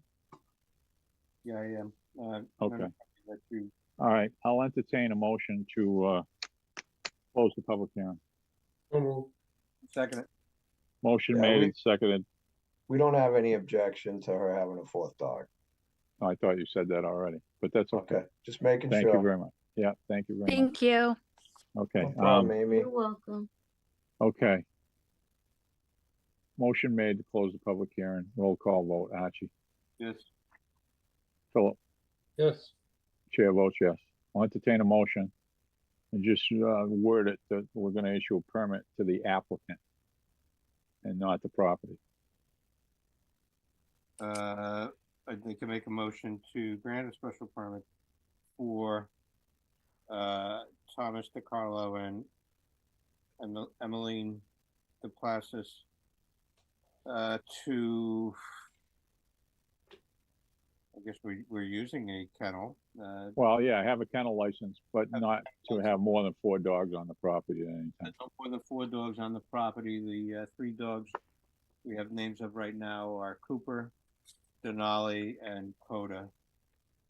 The 4th dog being a possible rescue. So. And then if one of the original dogs leaves the property, then the kennel license goes away. You all set with that, Amy? Yep, sounds good. Okay. All right. Archie made the motion, Philip?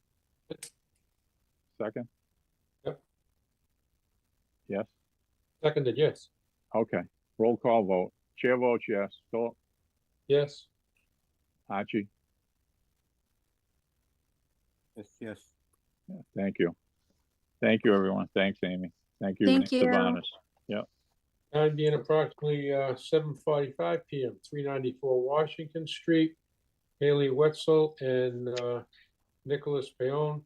Applicant is seeking to construct a detached 24 by 36 garage with an accessory dwelling unit that is 25.3 from the frontage and to render impervious coverage 21% where 15% is allowed. The building permit is denied without a special permit variance from the ZBA. I understand the applicant might have some representation tonight. Yes, Amanda Cavalieri with Gary Aaron Howland. Okay. Anybody else on the call? We have the applicant as well, Hallie Wetzel and Nicholas Payon. Okay, thank you very much. Any abutters? Any abutters for 394 Washington Street? Okay, I told you it was going to be a late night. That's all right. I got my coffee. I'm good. Yeah, okay. All right, go ahead.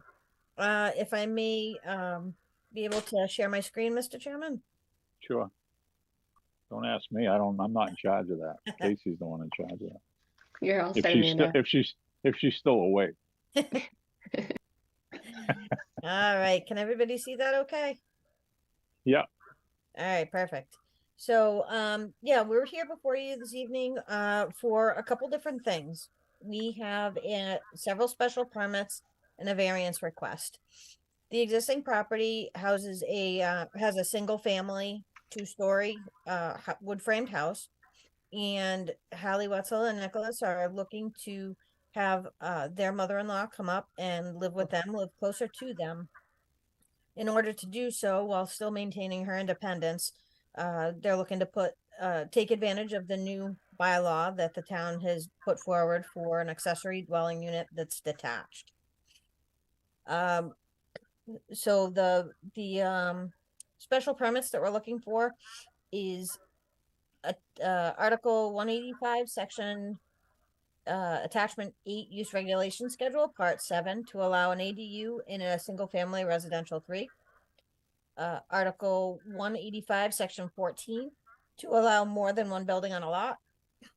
Article 185, Section 19B1, to allow an accessory structure within the required front yard setback. And Article 185, Section 40D1LI, to render impervious coverage more than 15% of the upland area in a water resource district.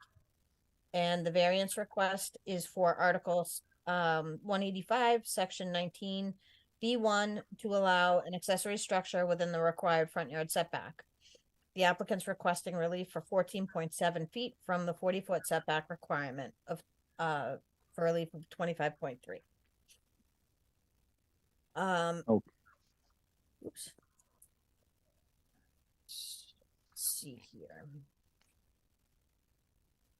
So I'd like to go through the hardships and supporting statements for the variance, if that's Please. okay. So a literal enforcement of the provisions of this zoning bylaw would involve substantial hardship, financial or otherwise, to the petitioner or appellant for the following reasons. The applicant currently resides in Franklin, and a literal enforcement of the provisions of this bylaw would prohibit the construction of an accessory dwelling unit and further restrict financially feasible options to have their mother be closer to family for assistance as she continues to age. The hardship is owing to the following circumstances relating to the soil conditions, shape, or topography of such land or structures, and especially affecting such land or structures, but not affecting the zoning district in which it is located for the following reasons. The property boundary, as you can see, is an extremely irregular shape. Has a significant amount of wetlands on the northern side of the property, as well as riverfront area that you can see from the red line and the blue line. The red is the 100-foot buffer, or 100-foot riverfront rather, and the blue line is the 200-foot riverfront. So we are looking to do the least invasive construction that would prevent any impacts to the resource areas. And this is one of the only areas on the site possible to construct the accessory dwelling unit and minimize impacts to the abutting properties as well. Desirable relief may be granted without either substantial detriment to the public good for the following reasons. The ADU is proposed for the owner's aging mother to live in close proximity while still maintaining her independence. And the ADU is strictly for a family member. The ADU we're showing is a 24 by 36 garage with an in-law apartment. It would be a single floor. We did recently get building plans today or last night. We sent them over to Casey. They didn't make the cut for submission, but it does look like the ADU has been reduced down to 22 by 34, as well as the height. The height would be 15 feet 2 inches. And being a single floor, it would be 8 feet 2.5 inches to the base of the roof for the ceiling, and then another 3.5 feet if you do the half of the distance to the top. So we're showing 11.5 feet offset to the rear property line, where 10 feet is typically allowed, plus the calculation associated with the ridge line. Explain that to me once more. You're throwing some numbers around and they don't add up in my head. All right, I actually have pictures of the ADU, so this might help. And these Yeah. we will submit to Casey tomorrow. So this is the existing house floor plan. So the proposed floor plan is 34 feet long by 22 feet wide. And it'll have a single garage. And then as far as the height goes, so from the first floor elevation, it's 8 feet, 2.5 inches. And then the total height of the building, of the structure, is 15 feet, 2 inches.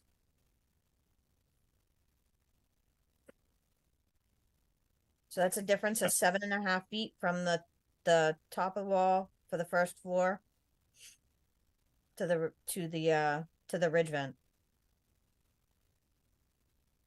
So I believe that would Okay, be seven. Okay, so you take half of that. Yep, so that's 3.5. Roughly. And you get three. You get 7.5. You said 7.5 or 7 feet 2 inches. to the It's top. Plus or minus, it's about 7 feet from the top of the first floor, starting where the roof starts up Okay, to yeah, I the get top. you. Okay, Okay, yeah, so that comes out to how much? 3.5. So 3.5 added to 8.2. Added to That give, 8.2. what's that give you? You're gonna make me do math this time of night? Well, hey, I figured you're an engineer. You should have these numbers right on the top of your head. Not this late. Seems how I gave you a hint what we were looking for today. So it'd be 8 feet plus 3.5. So 11.66 ish. Okay, so that's a little bit more than 11.5 then, correct? Correct. What's the plan say? Oh, wait a minute, I'm looking at the wrong. No, I'm not. What's the plan say? 11.5. Okay, so is it correct or is it off? So by the new floor plans with the 22 by 34, we can Yeah. make that 11.6 work. Okay, can't you just go to 12? We can see what that new footprint does. It's gonna reduce it 2 feet in both directions. So that will help us. We're still running into, as opposed to having to request a rear, both rear and front yard setbacks, we're just looking for the front yard. The existing structure is already 31.4 feet.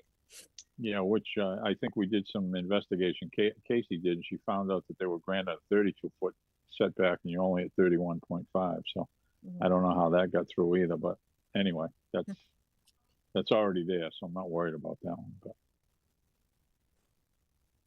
there's no way you can get the garage 31 feet off. Let me see what so we would have to revise the plans based on the new footprint that we got. Yeah. So let's see, what did they got? If we gave you 12 foot off the rear and 31 feet to match the house, can you make it work in there somehow? I mean, it's going to slide down a little bit, I would assume. What was that? 12 feet off the rear? Yeah, so that there's no discrepancy, you don't have something hanging over that Gus is going to catch you on half that you got to come back for, And then if you could make it 31 feet, that's what the house is. The house is in non-compliance. So I'd like to keep them both the same. I'm not sure why it can't be done. I understand the lot's got an irregular shape to it and you got some features underground, but you're not within that 200-foot line that you were talking about. So I don't understand why you just can't move it a little bit. So it's a little bit difficult to see here. Okay. This mound here goes up with the existing trees. Yeah. It's a little bit of a screening area for the front of the property, and I can let Hallie and Nick speak to that if they want to, as far as the location. Yeah, who knows? Some of those trees could get hit with their equipment when they're in there digging a hole. I don't know. But I mean, it's they can plant some aphrovites or something down, on the other side, block the whole street coming if they want. But So if we could, so I think from the new footprint, we'd like to adjust it to meet those requirements. Yeah. It will still be an increase to the impervious coverage within the water resource district.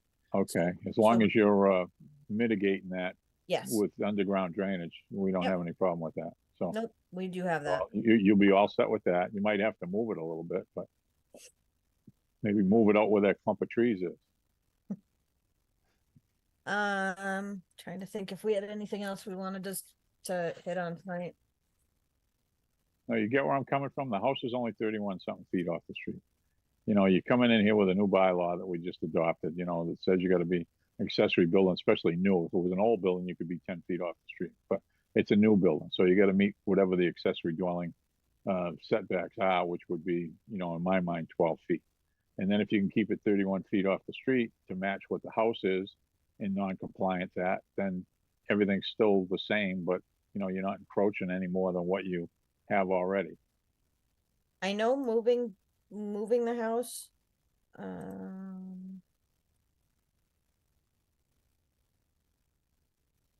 You get all fancy now. Can't do math, Yeah, but I see can that. draw. You can do that, huh? Look how quick you're doing that. So this is the, see if I can get a color on. Well, I'm not gonna be able to do a color on it, but That's fine. Just Um, overlay it somehow. so if you reduce it by the 30 down to the 34, and Yeah. again picturing the rotation of it a little bit, you're only picking up 2 feet. So to be able to get 12 feet in the back Yeah. and to get 31 feet in the front, you're looking at trying to pick up another 6 feet, where we're only losing 2. That could reduce this still quite a bit. We looked at different options where I mean, can't you go right up to that blue line there? we could, but we're trying to keep some distance from the house, so it's not directly up against, and she still has her independence and isn't looking into their side windows. No, I understand that, but And the other thing that we were trying to do is minimize impervious and keep the existing driveway access, so she could drive right in. yeah. Um, Listen, there's gonna be equipment up there digging a foundation, digging a footing, whatever you're gonna use underneath there. You gotta tie it in the sewer somehow too. Yep. Hopefully there's sewer out there that you can tie into unless you go through the house, but it'd No, probably be easier. yeah, we have Yeah. sewer out there. Okay, So trying to get it into that that section, we wanted to keep 10 feet off of the existing house. yeah. And let's see. if I can do- Casey, when did they apply? How much time we got left on this one?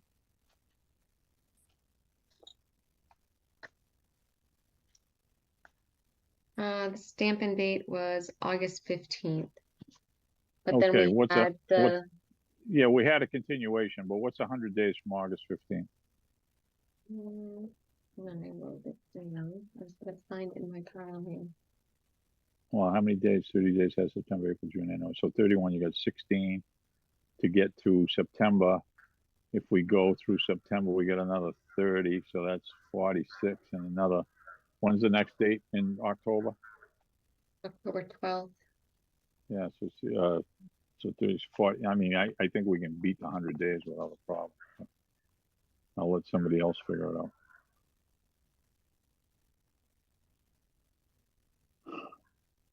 Amanda, if we give you another 2 weeks to look at this and adjust it up a little bit, think you can do better?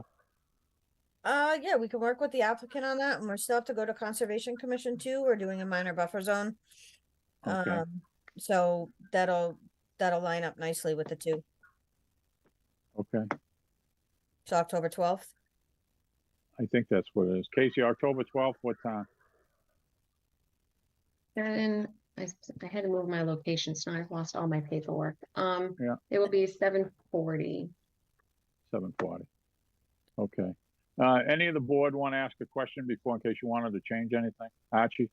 I do have a question. I noticed on the application, there's no talk of the rear yard setback. They talk about the front yard setback and they talk about the impervious coverage, but there's nothing in their application that talks to the looking for relief. They don't need any relief, Archie, on the rear yard setback because they moved it. They're moving it 12 feet out, and it's only got to be 11 feet something. I mean, they went over this with the building commissioner a couple of weeks ago. So they don't need any relief for the backyard setback on this particular building. Perfect. Okay. Am I correct, Mr. Building Commissioner? You still there? You are, Mr. Chairman, because it's an accessory dwelling unit. Yeah. Accessory Well, building. It can- accessory building, yeah. Right, it Okay. can be within 10 feet of the property line. However, the height is a little bit Of of a the gable gotcha. end. Yeah, of the gable. Whatever end, that that's what height it is, it has to be the distance off the rear line. Right, yeah. We'll have a class one of these nights on that, so everybody knows what we're talking about. Philip, you all set? Yep. Yes. Okay. Megan, you got any questions? No, Mr. Chairman, I'm all set. Chris? All set, Mr. Chairman. Thank you.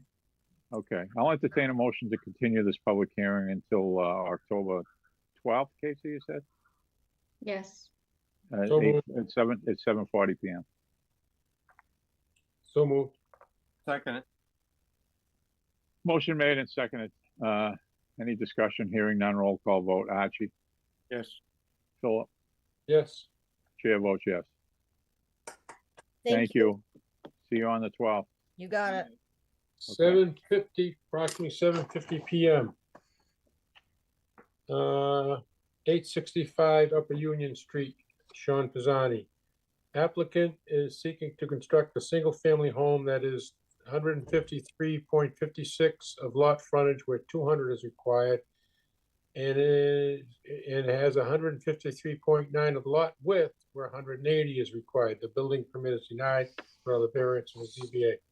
Bruce, I wanted to recuse myself from this. I wasn't sitting on the first one, and I never watched. But, okay. All right. You're gonna hang around though, right? Oh yeah, because maybe we can get the end of that other one. Yeah, yeah, okay.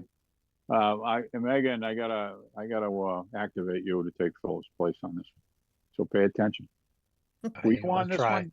Were you here all the time for this one? Because this is a continuation also. Yeah, I was on this before. Okay. Are you asking me? Yeah, that's what I was asking, just to make sure. Because I know the last meeting they were here, they asked for a continuation. So I don't think you were here, so that didn't make any difference. But anyway. Okay, the applicant present. Oh, Amanda, we're graced with your presence again on this one too. You are, you get a two for tonight. Yeah. So, thank you, Mr. Chairman. Amanda Cavalieri, introducing myself again. I don't think anybody new is on, but with Gary Aaron Hellman, and we had the chance to speak with Sean Pisani after the last hearing, and he had asked for a little bit of guidance and asked some of our thoughts on the zoning bylaws and what they were proposing to do. We did not do the plan. We did not do any of that. It's really just historical research on the property. And what we did was, after looking at those historical documents, and we did watch the video from the hearing when they presented, just to get a feel for the tone of the board and a little bit of history on the project. And this is a unique lot, or lots, so to speak. And the letter that I provided, I don't want to read the whole thing. It is a little bit lengthy, but to kind of go over, in short, we submitted a letter this morning to the board with some backup information on the history of the lot.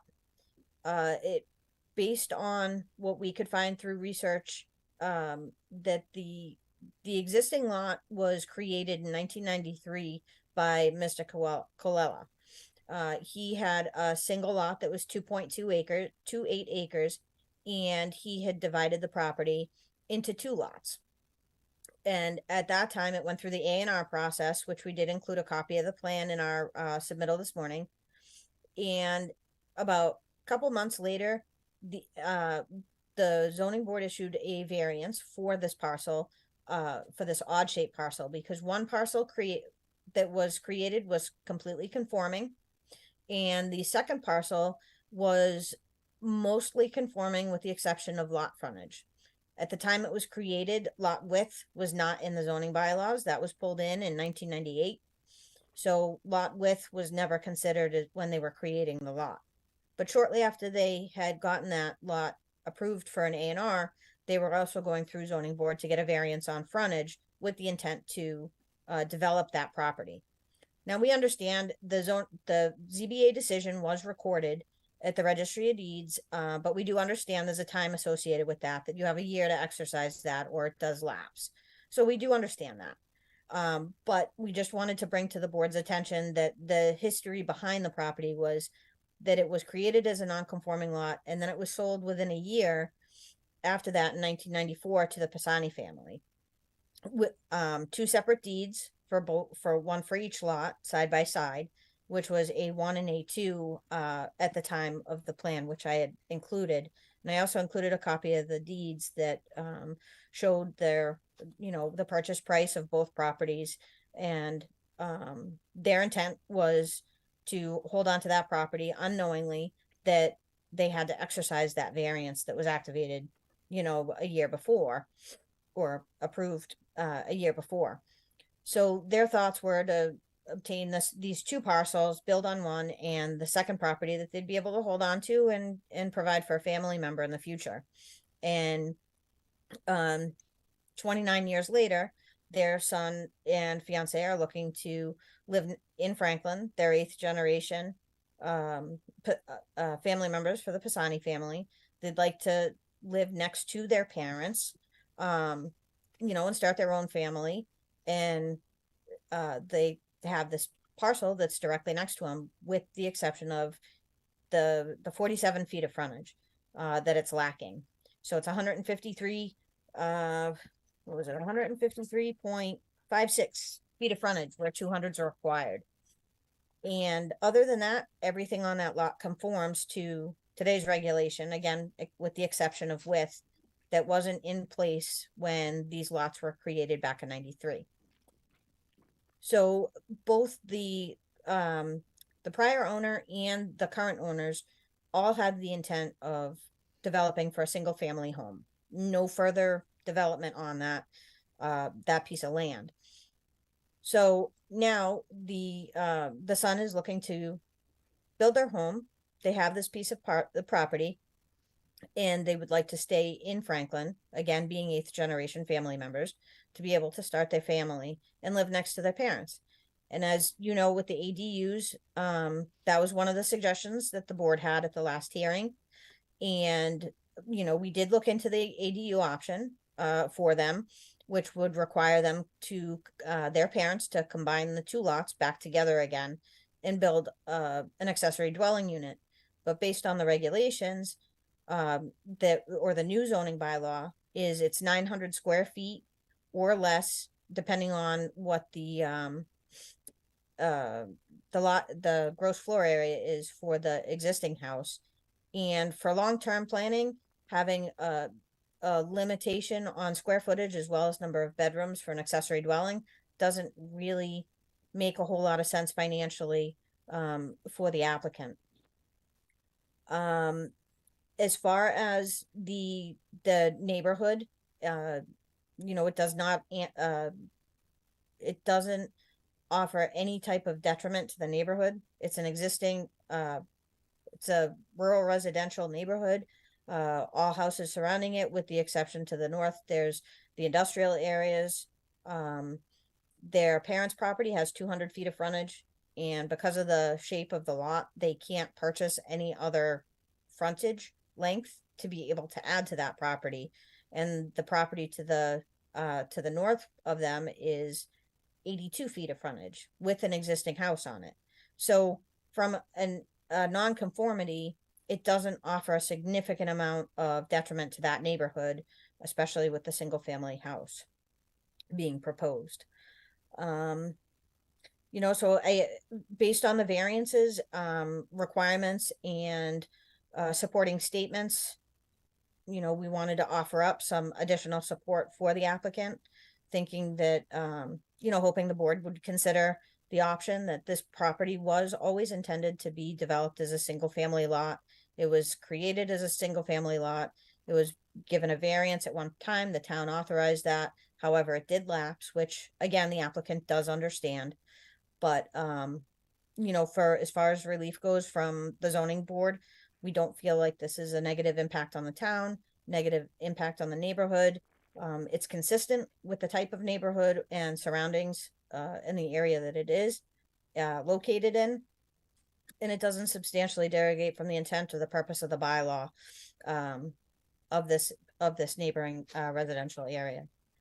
So with that, I don't know if Sean or anybody else has anything to say, but I did want to offer up that information and see if the board had any questions, and appreciate the board's consideration to allow the family to stay in town. Thank you. You just may have saved the day, Amanda. I got to ask you a couple of quick questions. Sure. When this lot was purchased by Mr. Colella, you said he subdivided it and then got relief? Yes. So he subdivided the property. Yes. He got relief, and then Yes. within a year, he sold it, correct? Correct. Okay. Mr. Building Commissioner, Yes, Mr. Chairman. that could be considered that he acted on the variance granted back in the day. He got the variance, and he sold the two lots with the That variance. would be, are you saying that's considered an act by selling the lot? Yeah. I would have to see the deeds, I think.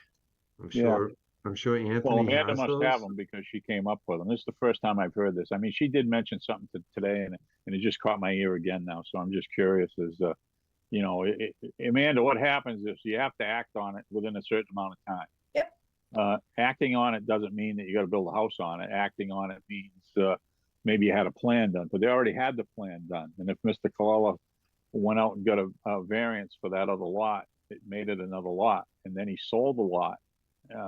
He acted on it, you know, and you said it's recorded at the registry? Yes, I did include those in the submittal that I sent over this morning. Again, I understand the board may not have had a chance to review it. But the first three bullets on the page, the first page, the John Coella created the A&R and it was approved February 22nd and endorsed in 1993. On May 13th, 1993, a 47-foot frontage variance was granted. And then on July 11th, 1994, Anna and Anthony Pisani purchased lots A1 and A2 respectively. And copies of the both deeds and the plan is included in the packet submitted. Okay. Gus, I mean, we still got time on this too. Gus, can I charge you with the task to bring that stuff up to the town attorney and have him look at it and see what he thinks? Absolutely. I mean, you know, I had discussions about this a long time ago with a previous town attorney, Mark Lanza. He says, as long as you act on it, but there's nothing that says what the act is. You know, he got, Mr. Colella subdivided the land. He proceeded to get a variance to make the non-complying lot a lot, and then he sold the stuff. So the Pisanis could have bought this with all good intentions, knowing that there was a variance on it already. And he subdivided the lot and he sold it. Or he subdivided the lot, he got the other one approved, and then he sold it. To me, that's acting on it. So I would ask the current owner right now, and I know he's gonna shake his head yes. When you bought these two lots, Anthony, you were under the impression that you bought two buildable lots. Is Anthony on? Is that correct? Probably fell asleep by now. You understand what he asked you? Yes. That's the answer. Yes, that's it. That's all you got to say. You got that, Gus? Yes. That's a yes? Okay. Shake your head. I can't hear you. There you go. Okay. I can bring it to the town attorney tomorrow and ask that question. Yeah, he's in tomorrow, hopefully. And I think all so. this, we probably got this somewhere. Who did you send it to, Amanda? Did you send it to Casey? I did this morning. Okay. Yep. Yeah. And it includes those deeds and it includes the thing. Yes. So if, in my mind, that constitutes, you know, subdividing the lots, getting them both approved, one through a variance and one through the other one, and then selling them. So he actually did all that stuff, and he did something, whether they built on it or not, doesn't really matter. He acted on it. So Mr. Colella did, you know, and Mr. Pizzani bought it. So we'll have to get a ruling from the town attorney. But if I had to vote tonight, which I don't have to because we got time, I would vote that it would be okay. Okay, I'll bring it up there tomorrow. Okay, good. Thank you. Okay, in the event, well, we got until October 12th. You know, it's 100 days from the time he applied. He applied on 7/19, so I got 86 days up until October 12th. So we still got, you know, 14 days. We still got a 2-week window there. But if something comes up, I mean, when we meet again on the 12th, if we don't get the answer that you like, we're probably going to vote no. You know, we're probably going to vote not to give it to you. If we get an answer from the town attorney, then we don't have to vote anything because it's determined that it was, and I'd rush out and get a plan and get a building permit. But anyway, okay. That sound fair enough to everybody? It does. Great. Thank you very much. Very much appreciated. I guess Tony's not talking. Huh? He wants to keep his mouth shut. I'm here.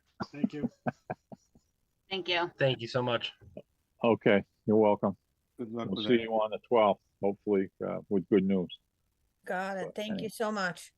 Thank you. Good night.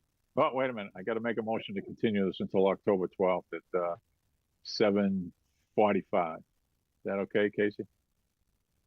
Yes. Okay. I'll make a motion. We continue this until October 12th at 7:45 p.m. So moved. Great. Second. Who's got a second? I did. I second it. Okay. All right. Thank you. Motion made and seconded to continue this until that time. Roll call vote. Megan? Yes. Archie? Yes. Chair votes yes. Okay.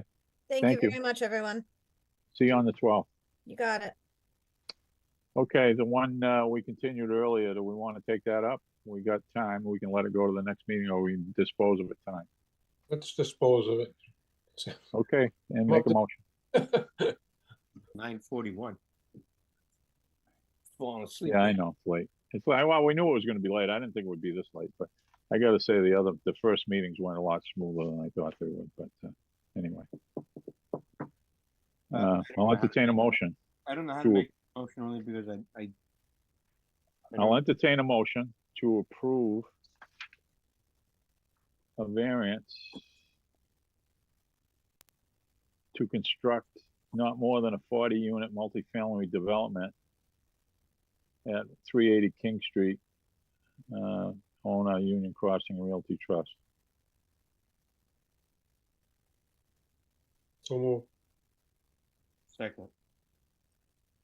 And we do have a draft motion that we're gonna write up, so it's got all the findings and everything. So anyway, any discussion here? Any discussion?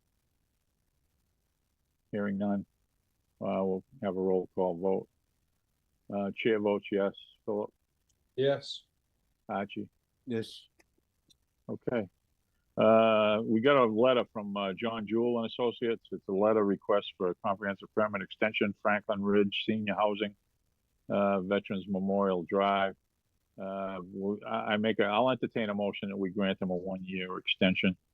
This is one of those things down behind the high school. It's a senior housing project that they only build them when they get the funding for it. And honest to God, I thought he had the funding for it before, but something must have happened and he doesn't have it. So, or he maybe has it, but he needs an extension at least to get started. So I'll entertain a motion to grant a 1-year extension for this Franklin Senior Ridge Housing Veterans Memorial Drive. So move. Second it. Motion made and seconded. Any discussion? All those in favor, roll call vote. Archie? Yes. Philip? Yes. Chair votes yes. We're in receipt of the September 14th meeting minutes. If you haven't had a chance to look it over, I'll give you a minute to look it over. And if you're all set, I'll entertain a motion to approve. Everybody seen these electronically? Mr. Chairman, like make a I- motion to. I'm all accept set.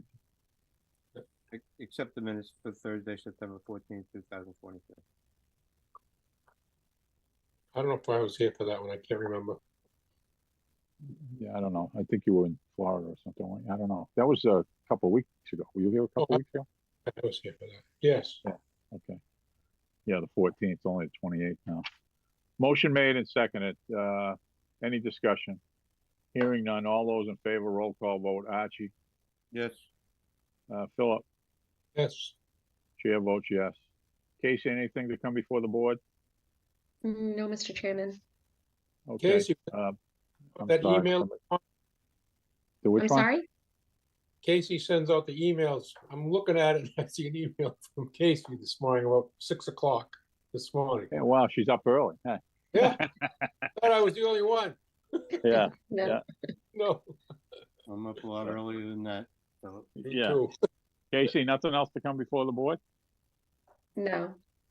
Okay, we took care of everything, right? We got that done. We got the other thing done. We got a couple of, well, we got two continuations, I guess. And the same two, they're gonna come back, another couple of weeks. And everything else we did, we're all set with, right? Yeah, okay, the other guy withdrew, the vet, dog vet, or the animal vet. Okay, I'll entertain a motion for adjournment. Motion to adjourn. Second. Motion made and seconded for adjournment, non-debatable. All those in favor, roll call vote. Archie, Yes. Philip, Yes. chair votes yes. Good night, everyone. Have a nice Good night. night. Good night. Thank you. Thank you. Good night.